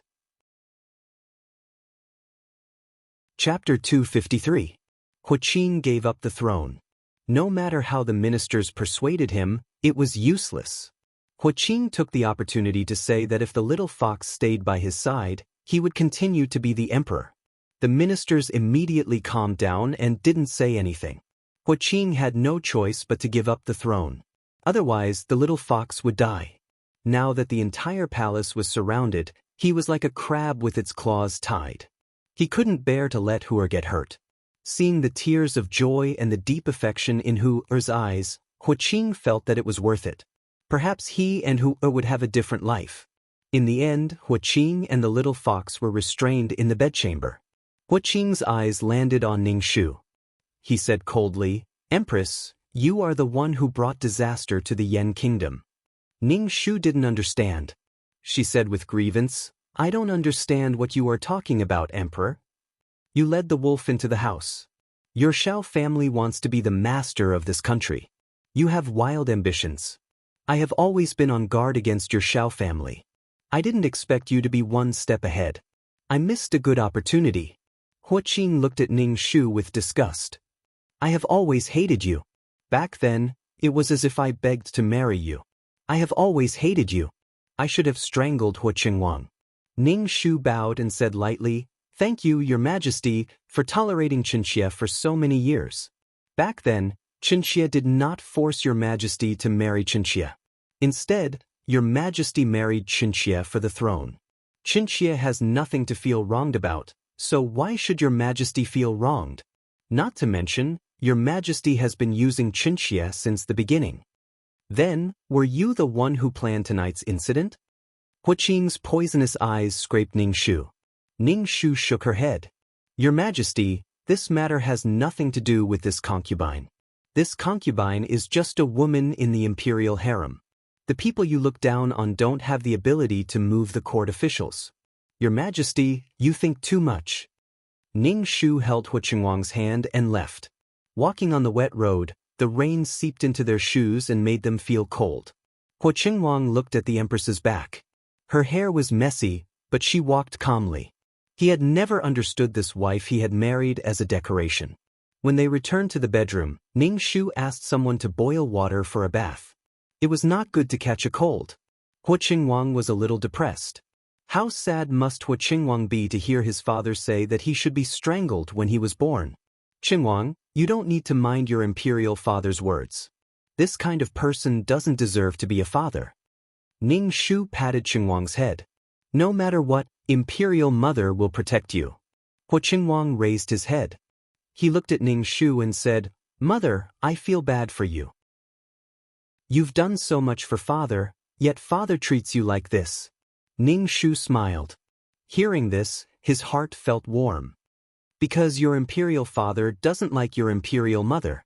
He likes little fox. He can do anything for little fox. Does imperial father not have any sense of responsibility and justice for imperial mother?" Huaqing looked at Ningxu and asked. "Imperial father has gone crazy.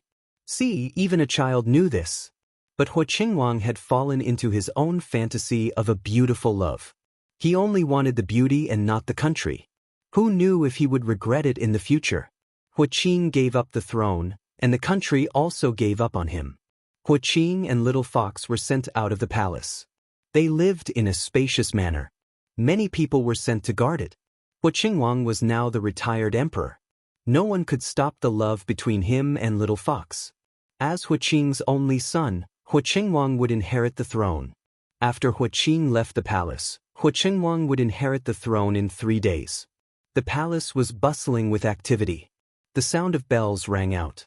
Ningxu wore a palace robe embroidered with gold and silver luan birds and a phoenix coronet. He held Huaqing's hand, who was wearing a dragon robe and a crown with 12 beads. Under the worship of hundreds of officials, they walked step by step toward the gilded dragon throne. Huaqing tightly pursed his lips. He walked step by step steadily.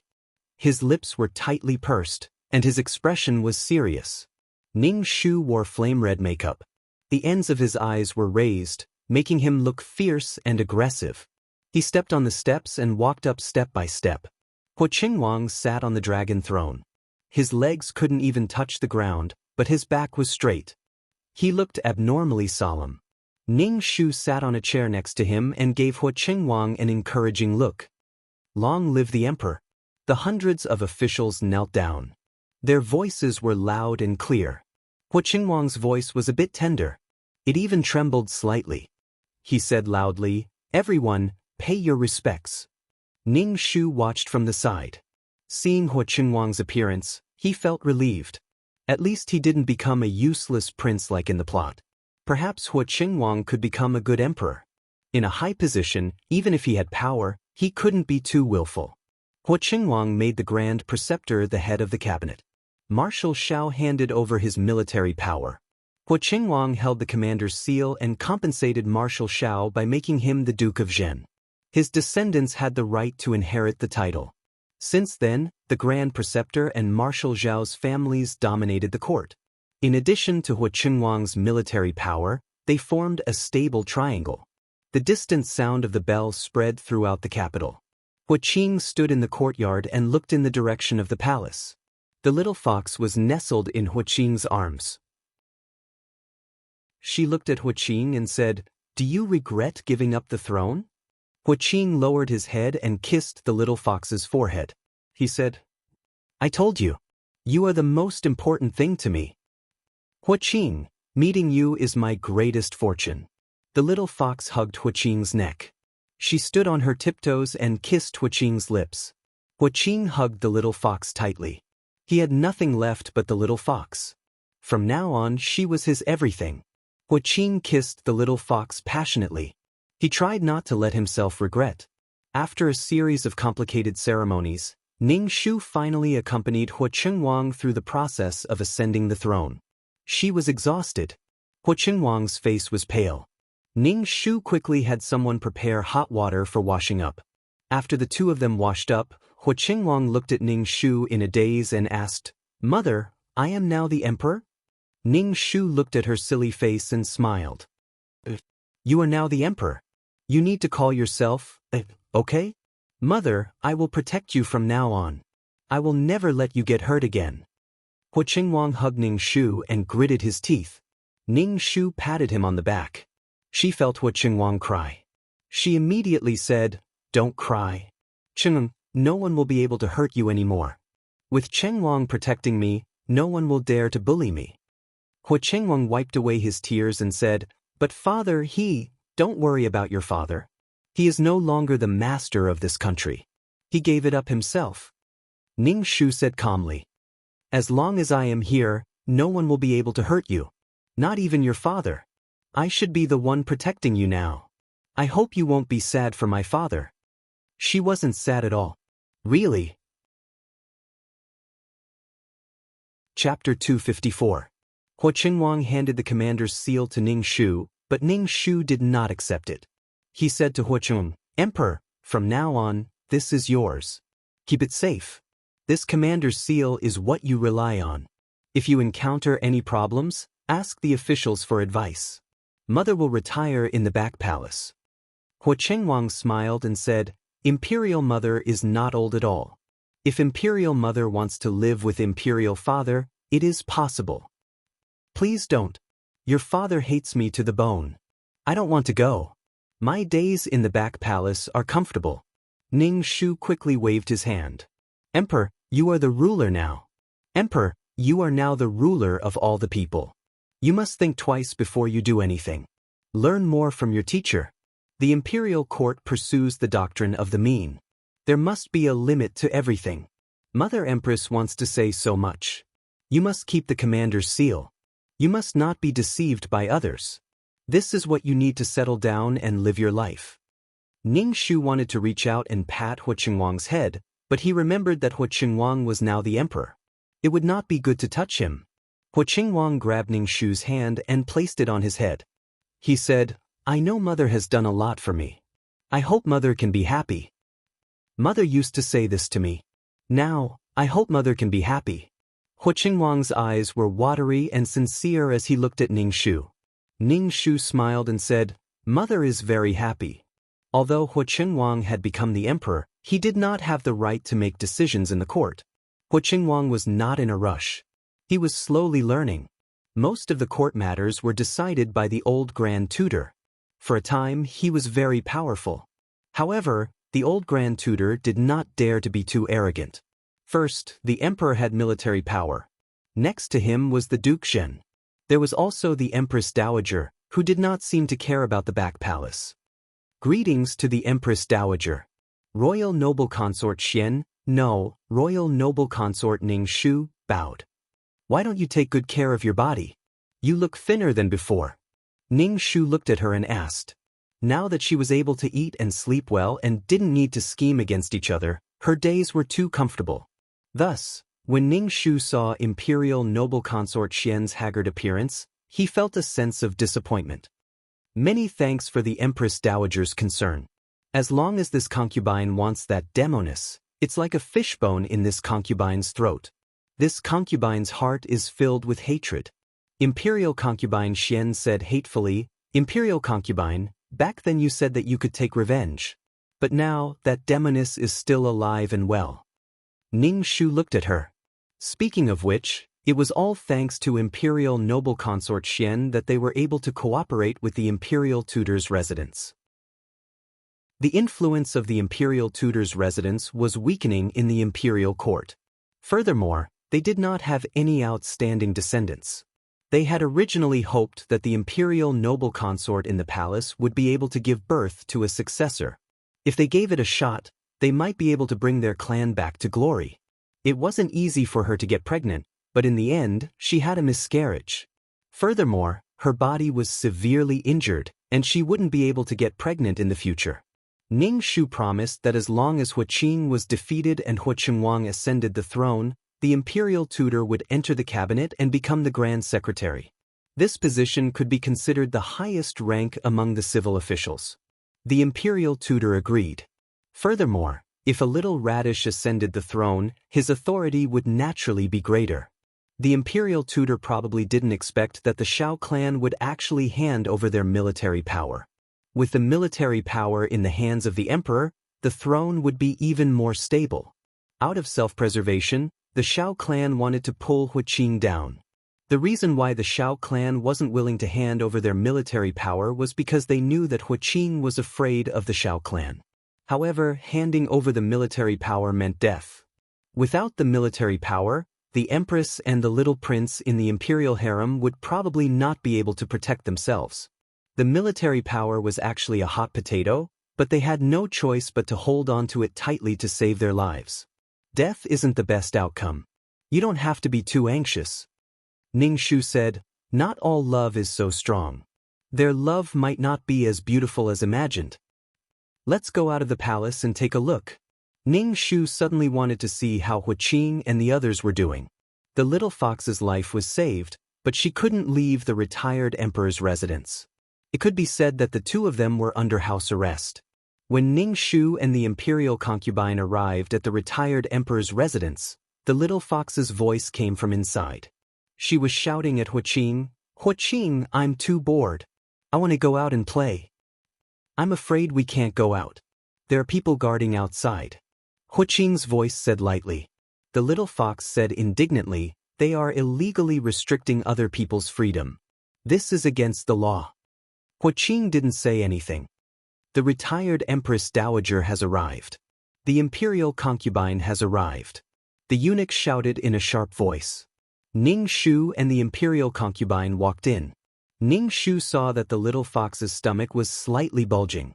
He hadn't noticed during this period of time, but the little fox was actually pregnant.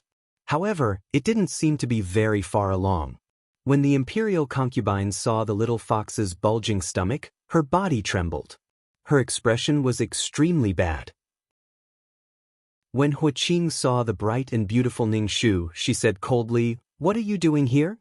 Ning Shu looked around the room and finally nodded. It seems like the retired emperor's living environment is not bad. Seeing the two women, the little fox immediately covered her stomach and hid behind Hua Qing. The previous incident of the forced abdication had made the little fox tremble. Now that she saw Ning Shu, the little fox's heart trembled. In addition, Hua Qing often said that his throne was taken away by the empress. The little fox was quite afraid of this evil empress. So what if she was powerful? How could a woman whose husband didn't love her be happy? Your Shao family supported a puppet emperor. Are you going to usurp the throne soon? Hua Qing looked coldly at Ning Shu. Her lips were extremely red and her makeup was extremely sharp. It felt like one would be suppressed by her aura if they stood in front of her. Ning Shu raised her eyebrows. My Xiao family has already given up their military power. Qingwang is not some puppet emperor. Your Xiao family handed over their military power? Hua Qing's expression was somewhat shaken. Ning Shu smiled. Her face was like a slowly blooming rose with thorns, beautiful and piercing. You schemed to take the Xiao family's military power, but now your son has effortlessly obtained it. Hua Qing pursed her lips. As long as the country is still in the hands of the Hua family, you are now the retired emperor. You don't have to worry about the country's affairs. Ning Shu smiled. I wish you all happiness. Ning Shu turned and left. She could tell that Hua Qing wasn't doing well. There was a hint of depression between her brows that couldn't be dissolved. When a man's power was taken away, his glory would be reduced by more than half. Knowing that you all aren't doing well, I feel much better. On the way back to the palace, Imperial Consort Xian's face was gloomy. Ning Shu knew that she wasn't willing to accept it, but Ning Shu didn't want to care. Whatever Imperial Consort Xian wanted to do, Ning Shu wouldn't stop her. Not long after, news of the little fox's miscarriage came. The little fox had a playful personality to begin with. In the end, she fell down the stairs and reddened on the spot. Hua Qing almost went crazy. Even so, the little fox still miscarried. Chapter 255. Ning Shu felt that little fox's miscarriage must have been caused by Grand Concubine Xian, but Ning Shu did not say anything and pretended not to know anything. After little fox's miscarriage, she lay on the bed with a blank expression. Hua Qing hugged little fox and kept telling her that she would have a child in the future. Little fox looked at Hua Qing. His face was much thinner and his eyes were filled with worry and love. But for some reason little fox felt sick of it and was even glad that the child was gone. If she really lived like a hostage in the retired emperor's residence with Hua Qing, what joy would there be in such a life? Seeing Hua Qing every day really made her feel a little bored. Little fox felt that her love for Hua Qing had entered a period of weakness. There was nothing new about it anymore. Little fox wanted to go out for a walk. Was her ancient life like this? To be imprisoned in the retired emperor's residence for the rest of her life. Little fox also felt that Hua Qing was far less charming than before. What she loved was not power and money, but power and money were definitely the embodiment of charm. Men were only charming because of their career. But Hua Qing had been stripped of his position as emperor and his halo had been stripped away. Little fox felt suffocated at the thought of living a mediocre life in the retired emperor's residence for the rest of her life. She wanted to escape from this prison. Hua Qing clearly felt the change in Little Fox's attitude towards him, but he did not say anything. He had given up everything except for Little Fox. No matter what, he had to capture Little Fox. She was the only thing left in his life. Without the throne, his wife and son were like enemies. His life was so lonely that Little Fox was the only thing left. Hua Qing treated Little Fox better and better, but the more Hua Qing was like this, the more frustrated Little Fox was and the more she wanted to leave this suffocating place. Hua Qing was depressed all day. Looking at the palace, he felt a little regretful. He was supposed to be the high and mighty emperor. Why couldn't the throne and Little Fox coexist? Hua Qing and Little Fox began to argue. Little Fox cried and threw a tantrum to leave, but Hua Qing could not let her go. If Little Fox left, everything he had done and given up would be meaningless. In any case, he couldn't have a peaceful day. When Ning Shu found out that Little Fox had escaped from the retired emperor's residence time and time again, only to be caught by the people who were monitoring her, he was so angry that he almost went crazy. Hua Qing did not care about it, but there was only resentment between the two. Hua Qing complained that Little Fox did not understand him and that he had sacrificed so much for Little Fox. But Little Fox complained that Hua Qing was selfish, trapping herself in such a place and making life boring. It was only then that Hua Qing truly felt the difference in Little Fox. No other woman was as passionate about running outside as Little Fox. Other women and women would never step out of the house, but Little Fox would die if she stayed at home. Ning Shu smiled faintly. He seemed to be extremely loyal, but he couldn't withstand the ravages of time and details. The giant wheel of love sank just like that. Ning Shu called Hua Qingwang to the palace for a meal.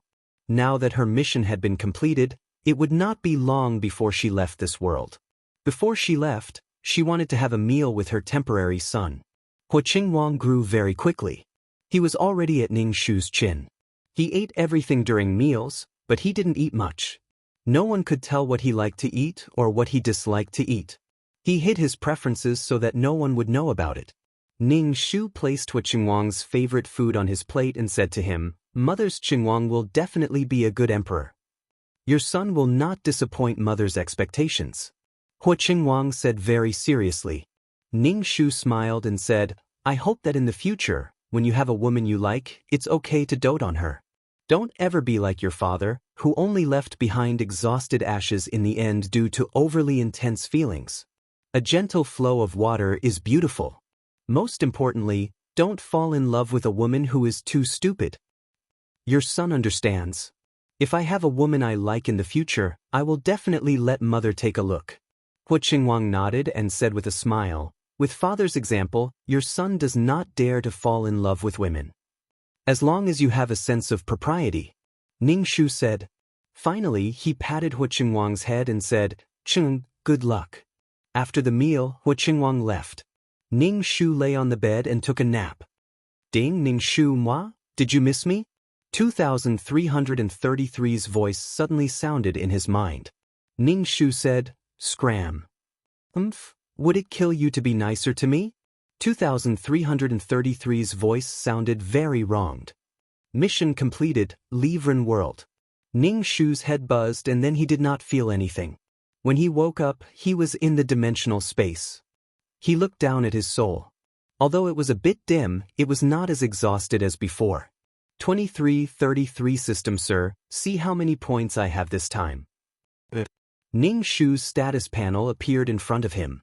Number 23333 name, Ning Shu age, 27 experience, 8000600000 soul, 200 HP, 50 wisdom, 85 charm, 3 luck, 34 spirit, 120 martial strength, 10 aptitude, 26 merit, 5 skills, 5 ring spear technique, trash fighting technique, trash entry-level peerless martial arts honorary title, Goddess of Warra, Mother of the World, Queen's Blessing, mission completion, 100. Received 10 attribute points. Ning Shu raised his eyebrows and asked 2333, "What the hell is this Mother of the World aura?" "You changed Hua Qingwang's fate. The original owner, Xiao Xiao, is grateful to you. You have the halo of being the mother of the world. Actually, this is the original owner giving you some of the people's faith. He also gave you some of his luck. That good?" Ning Shu was a bit surprised. With 60,000 points and 10 attribute points, the biggest reward was probably this Mother of the World aura. Ning Shu added the 10 attribute points to his HP and luck.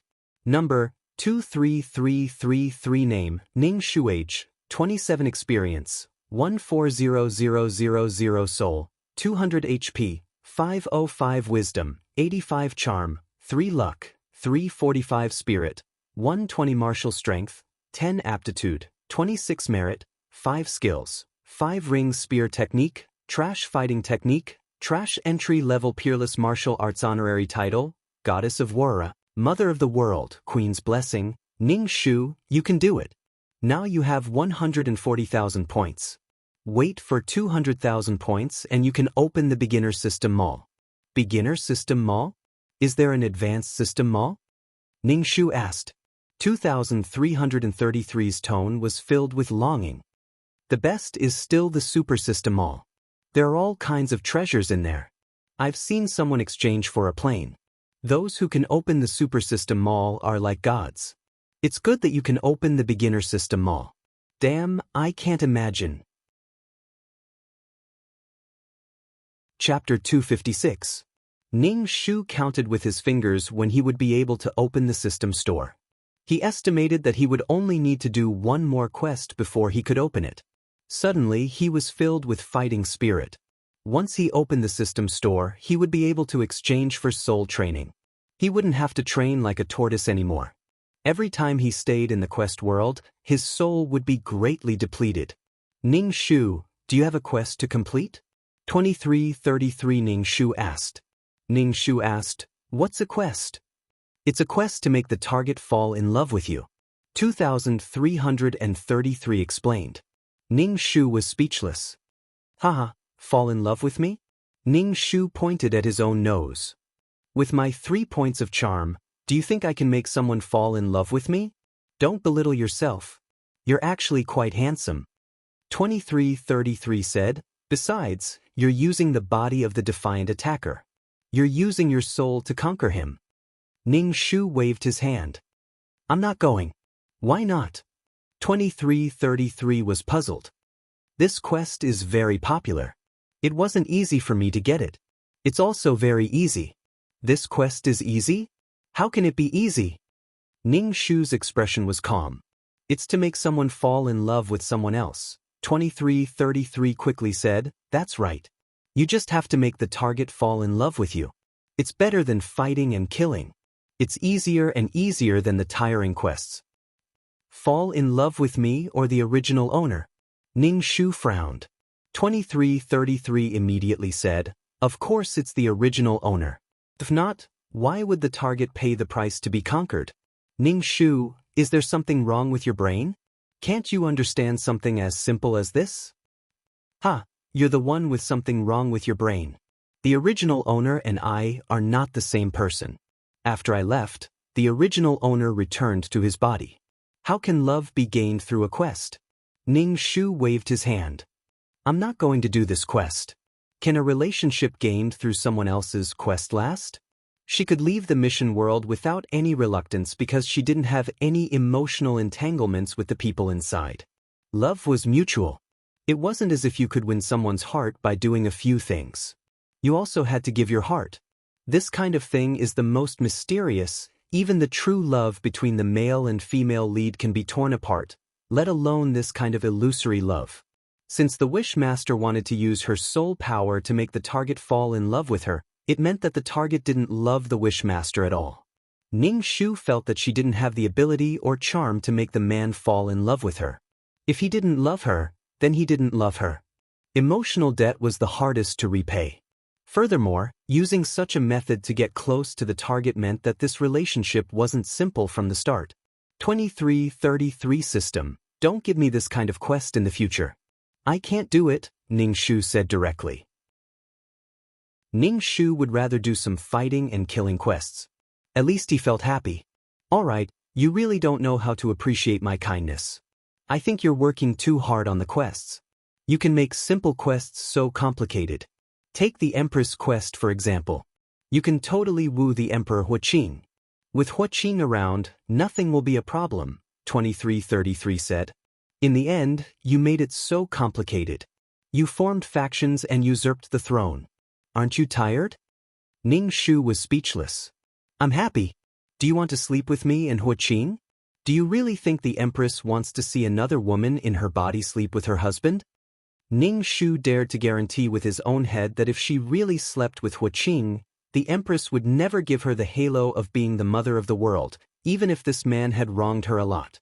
However, if her husband fell in love with someone suddenly appeared and slept with her, it would be even more humiliating for the Empress. 2333, you're a system after all. You don't understand humans, and you don't understand human women. This kind of creature is so complicated that it will burn your main brain, Ning Shu said disdainfully. 2333, don't give me this kind of quest in the future. I can't do it. Ning Shu reiterated again. He didn't want to do this kind of quest that was deceptive. It was too tiring. Ning Shu sat cross-legged on the ground and began to cultivate. After some time, Ning Shu opened his eyes. He saw that his soul had become thicker and felt a sense of accomplishment. 2333, let's start the quest, Ning Shu said as he stood up. 2333 said weakly, okay. He was probably dissatisfied with Ning Shu's rejection. Ning Shu also felt that rejecting 2333 was too stiff. He wanted to say something, but his mind went blank and then he lost consciousness. When Ning Shu woke up, he found that his body was flying. Then he fell to the ground with a bang. He was in so much pain that he couldn't stop breathing. His body was about to fall apart. A hot and sticky liquid surged up his throat. He spat out a mouthful of blood. Damn, what's going on? It's so painful. Niece, aren't you a little too vicious? A man's voice was filled with resentment. Uncle Wei, it's hard to avoid accidental injuries in a duel. If Huidi makes you unhappy, you can punish her as you wish. A clear and cold female voice rang out. This voice was very pleasant to the ears, like the sound of spring water splashing on jade. The tinkling sound carried boundless coldness. Just by hearing this voice, one could imagine the appearance of a peerless beauty in one's mind. Ning Shu endured the pain in her heart. When she opened her eyes, she saw a woman in white. Her hair fluttered in the wind. Her face was covered by a thin veil, revealing her cold eyes and a forehead as bright as moonlight. Although she was wearing a veil, she could feel that the face behind the veil was definitely a peerless beauty. Cold like Chang Yi from the Cold Palace. Her temperament was ethereal. Seeing this woman, Ning Shu's brain didn't react.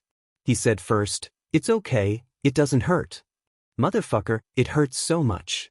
"Wait, what's with this coarse male voice?" Ning Shu quickly touched his chest. "It's flat." Ning Shu didn't give up and touched his lower body. There was a lump hanging down there. Damn, what's going on? Huidi saw this man doing such a vulgar action in front of her. She held the thin veil in her hand and prepared to hit Ning Shu again. Ning Shu still hadn't recovered from the shock of transmigrating into a man. He saw this woman with a veil swinging a cloth-like weapon towards him. Although it was a cloth, it carried a swift and fierce wind. It made Ning Shu feel as if he was facing a sword. Ning Shu couldn't move now. He quickly shouted, "I admit defeat, I surrender." Ha! The sound of laughter came from below the stage. It was obvious that they were laughing at Ning Shu. Suddenly, there was a strong chi that knocked away Huidi's cloth. A person stood in front of Ning Shu and stuffed a pill into his mouth. After swallowing the pill, Ning Shu felt much better. Chapter 257.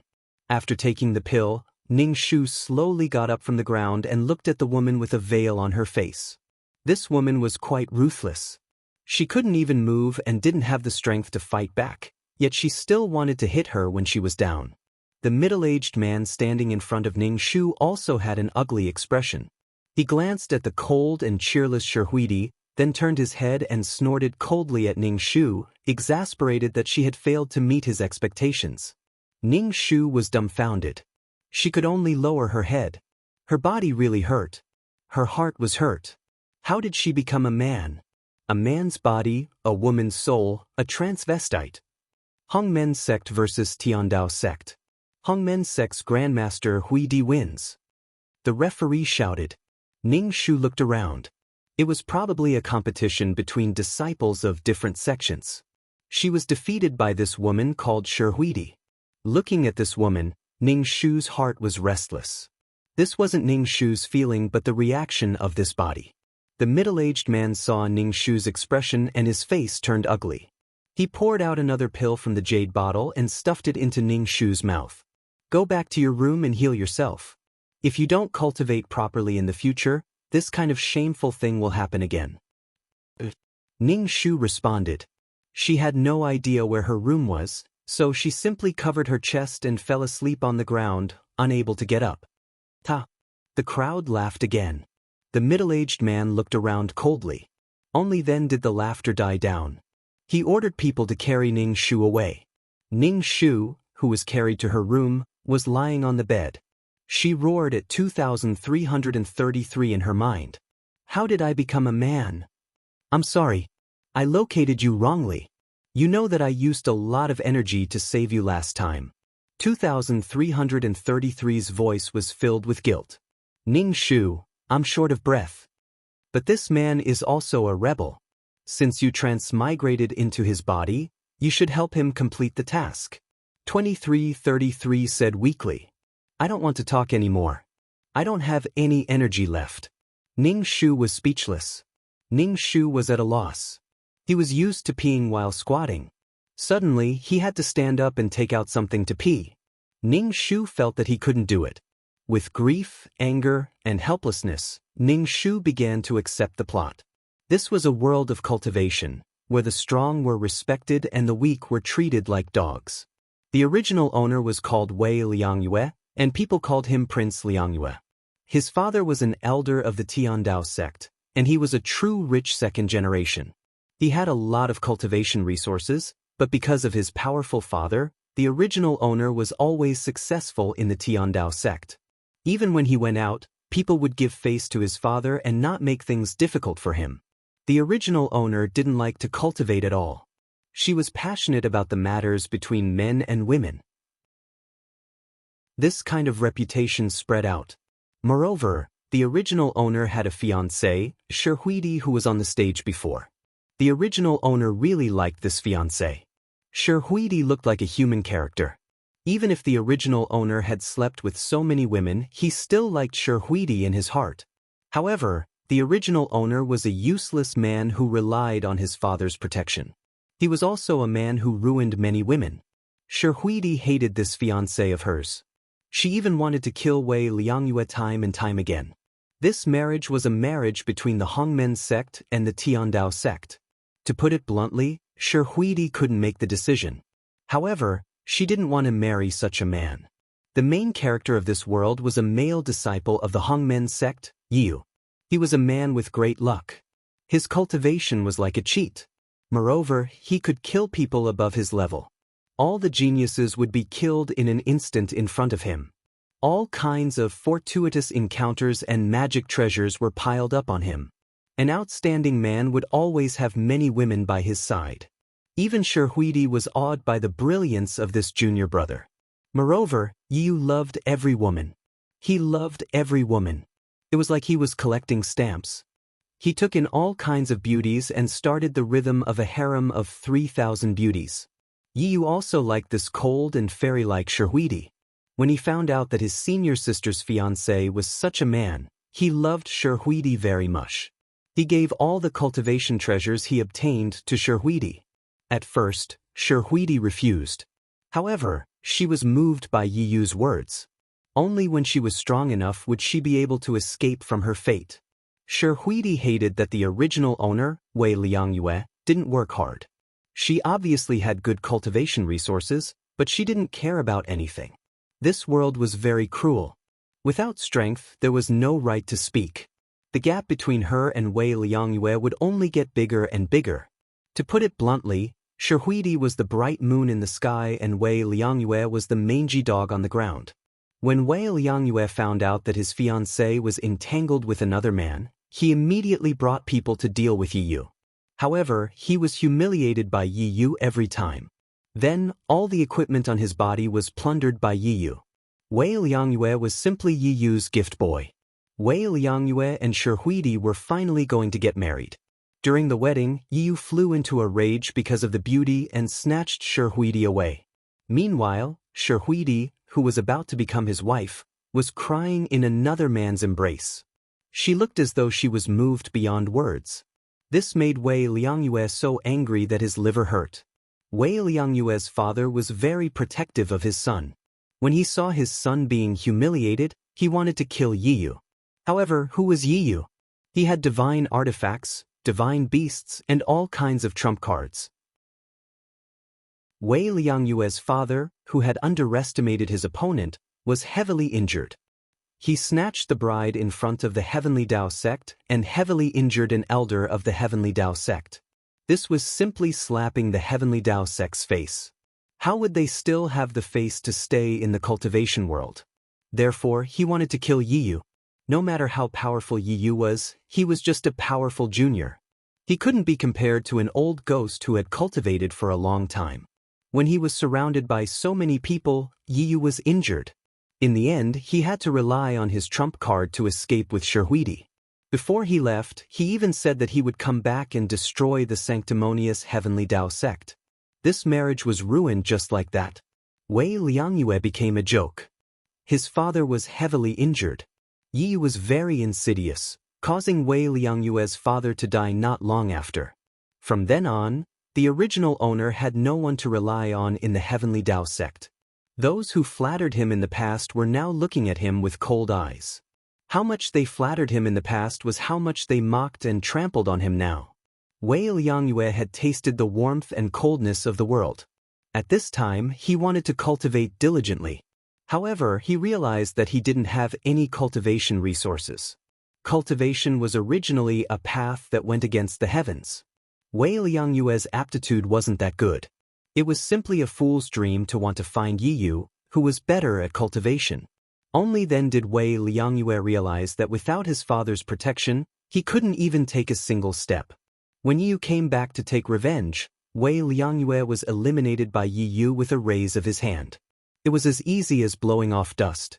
Looking at Shihuidi, who was standing together with Yiyu, he shed tears of regret. He had lost everything for a woman.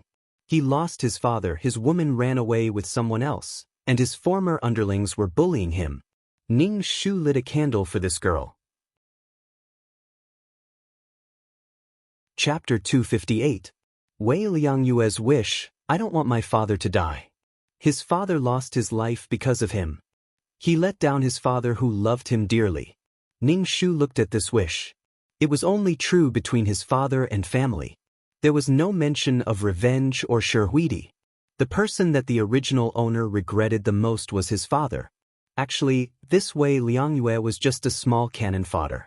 He was just a small stumbling block on the male lead's path to glory. He was just a bug that prevented the male lead from hugging the beauty. He just needed to stomp him to death. Ning Shu sat up and started cultivating according to the original owner's memory. The original owner encountered all these things because he wasn't strong enough. If he was strong enough, Shihuidi wouldn't have abandoned the original owner and thrown herself into the male lead's embrace. She would have shared a husband with someone else. Shihuidi was such a proud person, yet she actually shared a husband with someone else. Only strength was everything. When he circulated his qi, his meridians were very difficult and his chest was very painful. Ning Shu clutched his chest. Shihuidi was quite ruthless. However, Ning Shu stood from a woman's point of view and could understand Shihuidi. Marrying such a notorious second generation was like jumping into a fire pit. It was the original owner's fault for not living up to expectations. His chest was very painful. Ning Shu gave up on cultivating and lay on the bed to sleep. He was really too tired. Ning Shu was awakened by the urge to pee. When he opened his eyes, he saw a person standing at the bedside. Ning Shu didn't think of attacking this man. Damn, I was sleeping and you were actually watching from the side. Too horrifying. Ning Shu suddenly punched out, but the middle-aged man grabbed his fist. He couldn't pull it back no matter how hard he tried. Stinking brat, you're capable now. You actually attacked your father. When facing Shihuidi, you're acting like a coward. Useless thing. Wei Ming said in a bad mood. Ning Shu just remembered that he was a man. His bladder felt uncomfortable. Ning Shu said with a twisted face, "Father, can you leave first? Your son wants to go to the toilet." "Then go to the toilet. Your father raised you since you were young. What place haven't you seen?" Wei Ming sat on the chair. Ning Shu was speechless. She couldn't urinate in front of a man. Ning Shu felt like his bladder was about to explode. In the end, he left the room and found a secluded place. Trembling, he took out something and peed. After peeing, Ning Shu quickly fastened his pants and washed his hands many times. When he touched something soft, Ning Shu felt that his pure hands were going to rot. Ning Shu returned to his room and saw Wei Ming drinking tea. Wei Ming was tall and had the aura of an expert. Ning Shu walked in front of Wei Ming and said directly, "Father, I want to break off the engagement with Shihuidi." Ning Shu decided to generously help these two people.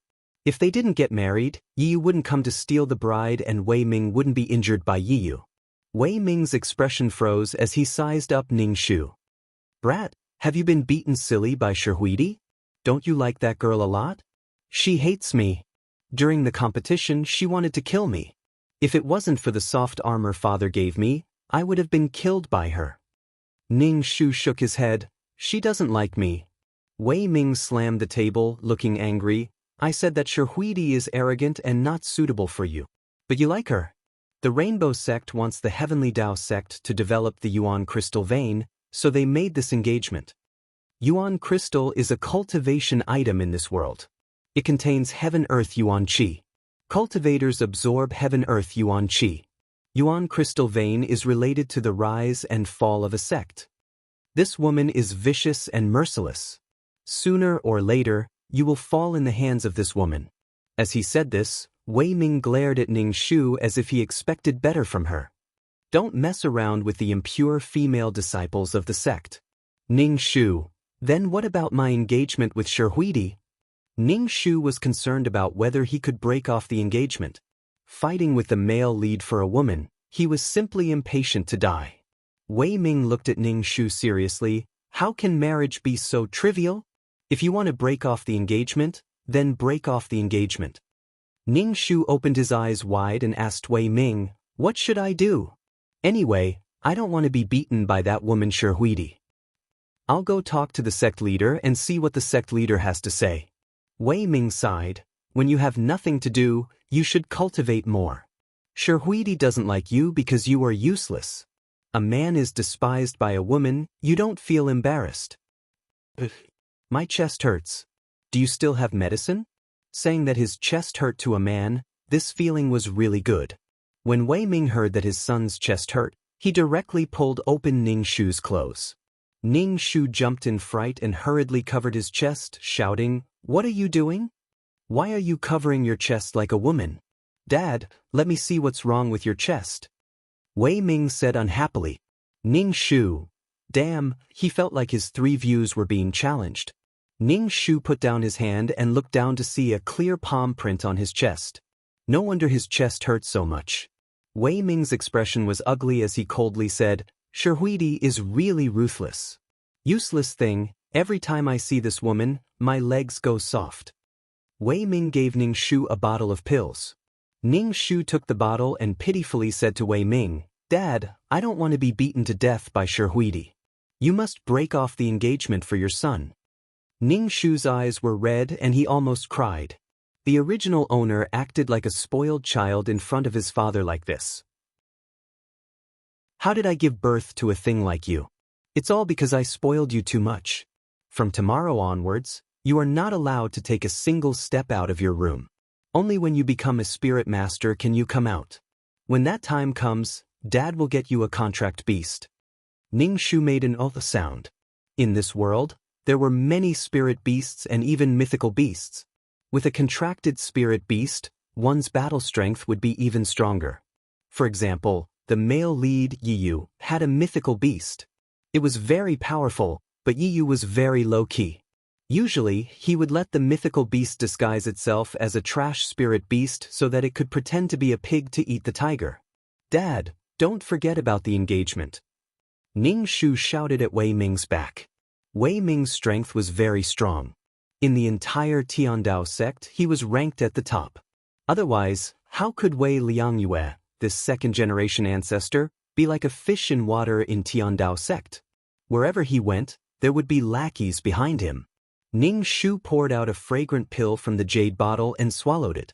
He felt a cool flow of energy in his body slowly healing his body. He used the little energy in his body to dissolve the pill. When the pill's effect disappeared, he stuffed another pill into his mouth. During this period of time, Ning Shu did not go out. He hid in his room to heal and cultivate. During this time, Wei Ming came to see his son.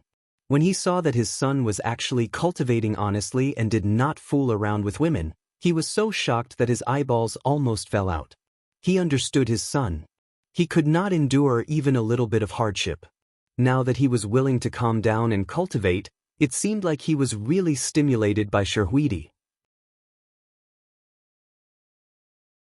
Chapter 259. Ning Shu really felt that this body's aptitude wasn't that good. Even after cultivating for a long time and receiving the crystals from Wei Ming, he still hadn't broken through to Spirit Master. Spirit Apostle, Spirit Master, Spirit Overlord. There were many more levels above that, but the original owner was just a beginner Spirit Apostle. He was so low that he actually dared to compete with Sherhuidi, who was a few levels higher than him. He was really looking for trouble. Could it be that he wanted to get closer to the goddess? It was too boring to stay in the room, so Ning Shu decided to go out for a walk. As soon as he went out, there were people greeting him and asking him if his injuries were better. Ning Shu looked at these people with disdain and ridicule, all kinds of envy, jealousy, and hatred. However, his words were very sincere.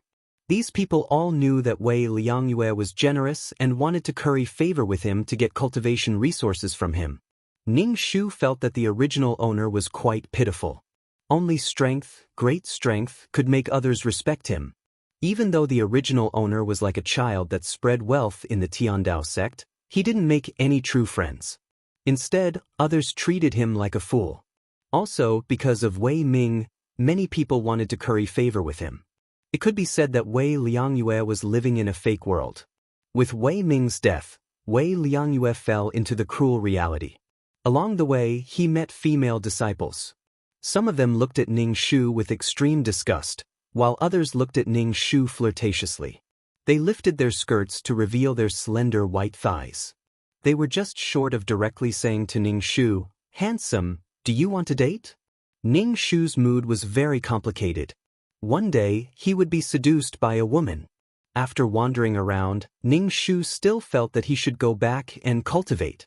Facing all kinds of gazes, Ning Shu felt very stifled.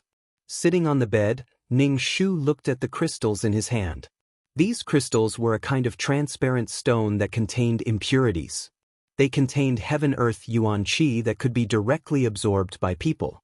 Ning Shu suddenly thought of 2333's excessive energy consumption. This kind of heaven-earth yuan qi was also a kind of energy. He didn't know if it would be useful to 2333. 2333 system, sir, can you see if this crystal's energy is useful to you? Ning Shu called out in his heart. The energy level is too low. Thank you for your kindness. 2333 said directly. His disdain was obvious. Ning Shu, fuck. He felt as if he was asking to be humiliated. If he had known earlier, he wouldn't have asked. Ning Shu, moi. If there is a suitable energy source, I will let you know, 2333 quickly said. Ning Shu absorbed the yuan qi from the crystal. After a long time, Ning Shu finally broke through the barrier of a spirit master and became a weak spirit master. The current Ning Shu could only be considered a beginner in cultivation. The yuan qi in his body would disappear after releasing a big move. After breaking through to spirit master, Ning Shu continued to cultivate. Wei Ming couldn't protect her all the time. If she was too weak, she could be killed in an instant if she wasn't careful. Then her mission would fail. Wei Ming came over and saw that his son had finally become a spirit master. He was comforted and released a spirit beast from the spirit beast bag. Ning Shu said, "This will be your contract beast from now on." Ning Shu looked at the large eagle that was almost as tall as a person.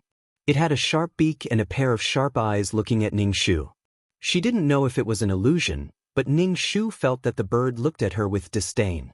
Being disdained by others was one thing, but being disdained by a bird was another. "Dad, this is my contract beast?" Ning Shu pointed at the large eagle. The image of the one-armed hero Yang Hua cuddling with the large eagle appeared in her mind. She didn't want a large eagle.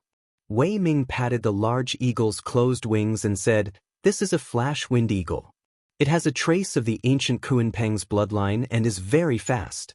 If you encounter any danger, the flash-wind eagle can carry you and escape." It seemed that Old Man Wei also knew what kind of character his son was. The contract beasts he prepared were all used for escape. Cold Moon, release your spiritual power and imprint it in the flash-wind eagle's consciousness, Old Man Wei said to Ning Shu as he helped Ning Shu control the flash-wind eagle that might resist.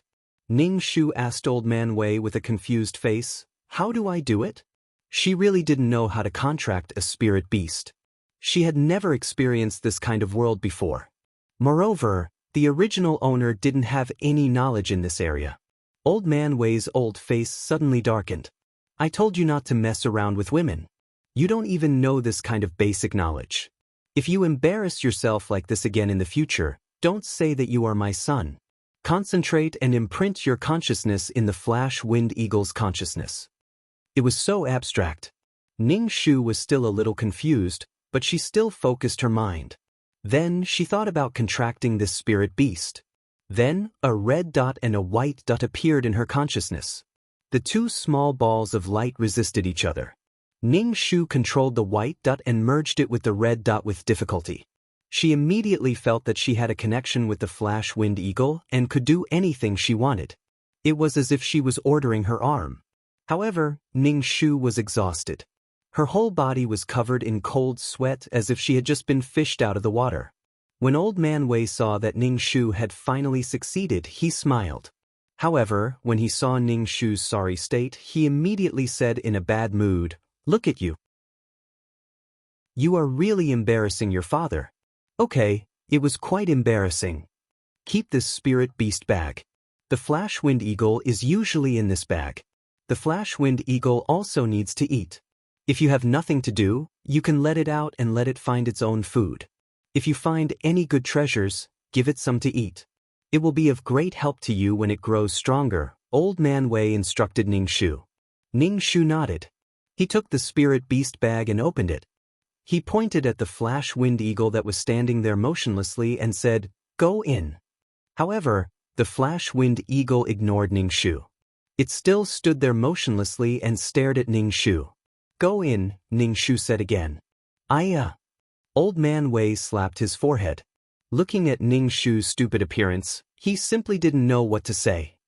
Directly giving orders to a spirit beast in your consciousness. I really want to turn you into a disgraceful brat. I should have shot you into the wall back then. Ning Shu, is it really okay to say such dirty words in front of your son? He had never entered this kind of world before. There was always a process of adapting to new things. Every time he entered a new world, it felt like he had to rebuild his worldview.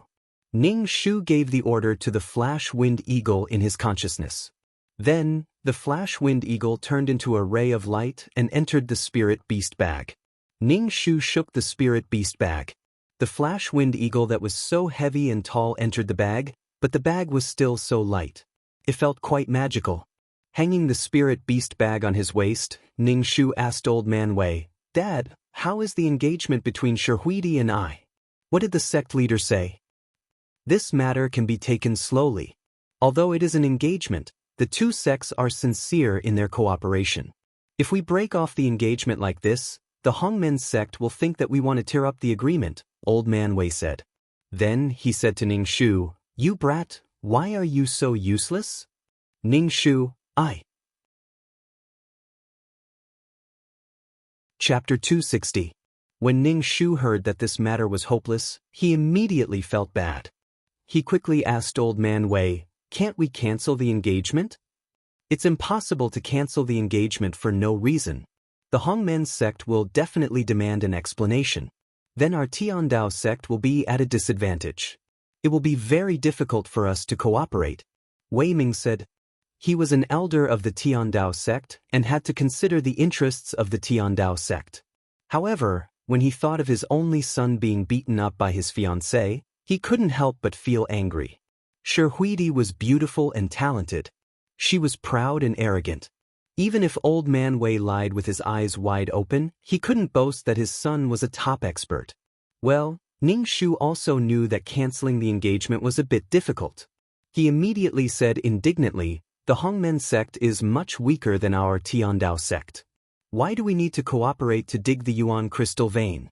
We can dig it ourselves. Your table manners are too ugly. You won't go far." Old Man Wei patted Ning Shu's shoulder, causing half of Ning Shu's body to tilt. "Your father will deal with this matter. I can't let Sherhuidi bully you like this. Useless thing. You were beaten up by a woman and you still need me to step in. The 18 generations of Wei clan's ancestors have all been lost by you." Ning Shu's expression didn't change as he listened to Old Man Wei's words. He only said, "I will definitely work hard and not lose face for you. In any case, it's impossible between me and Sherhuidi. My talent isn't very good. Sherhuidi is walking in front of me. Sooner or later, I will be left behind by her." Old Man Wei nodded his head in relief and then left.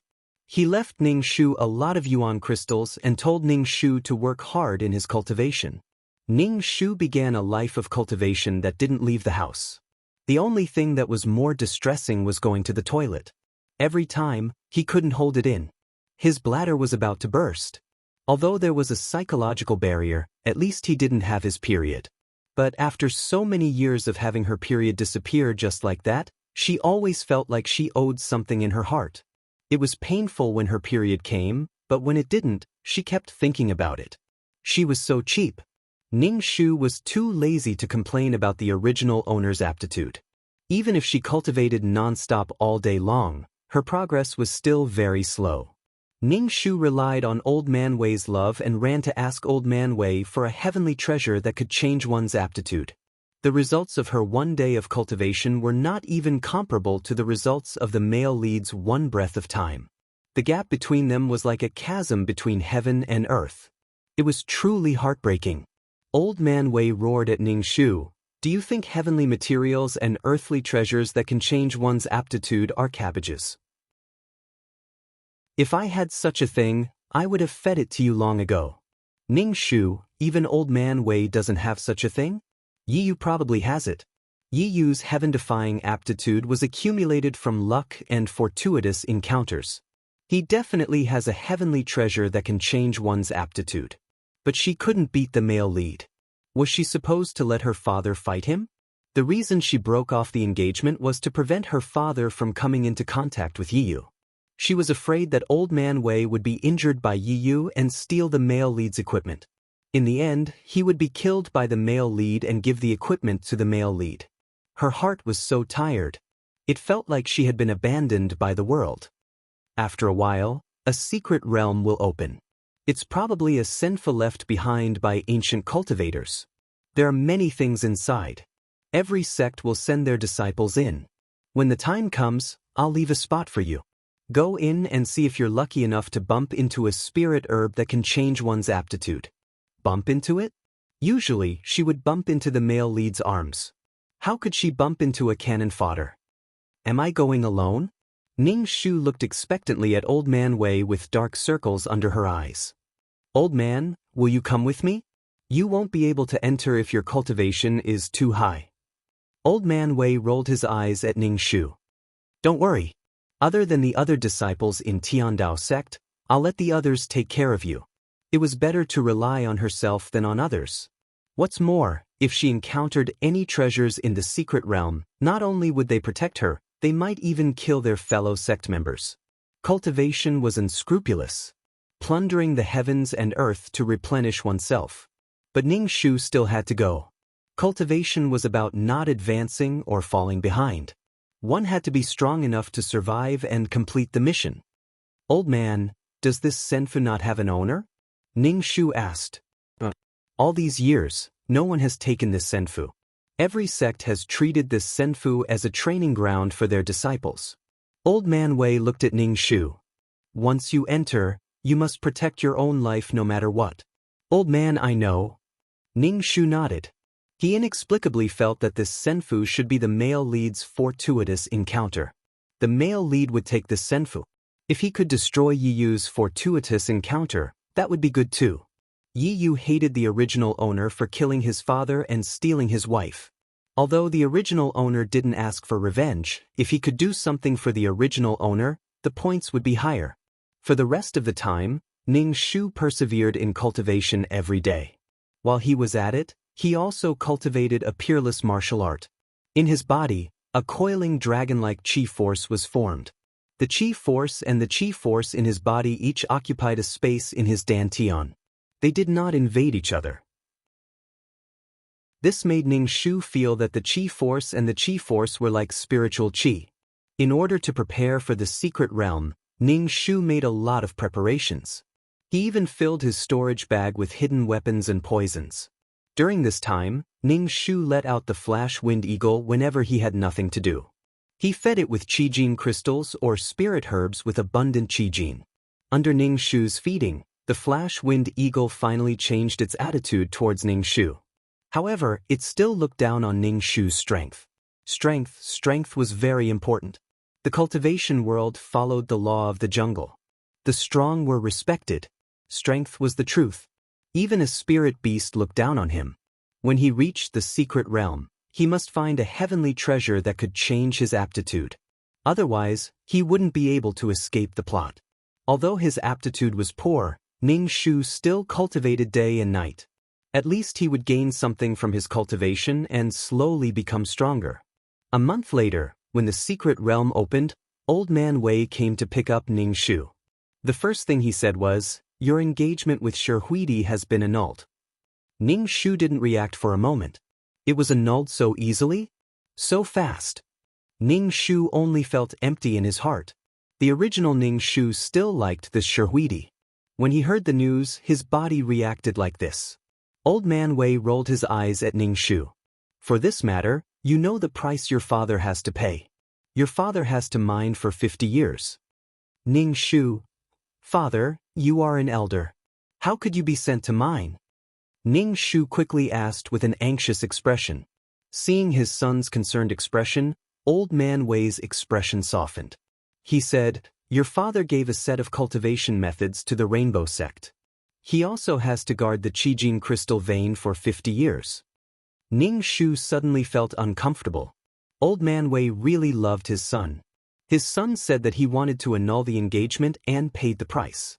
Although the original Ning Shu's aptitude wasn't good, his father's love for him was the only warmth in his sad life. Therefore, he didn't want revenge, nor did he want Shi. He only wanted his father to live. Ning Shu slightly forced back the tears in his body. He said to Old Man Wei, "Father, thank you. You're tuning in to the Passion Pages YouTube channel. We're so grateful for your support, and don't forget to subscribe to join us on this incredible journey through captivating stories.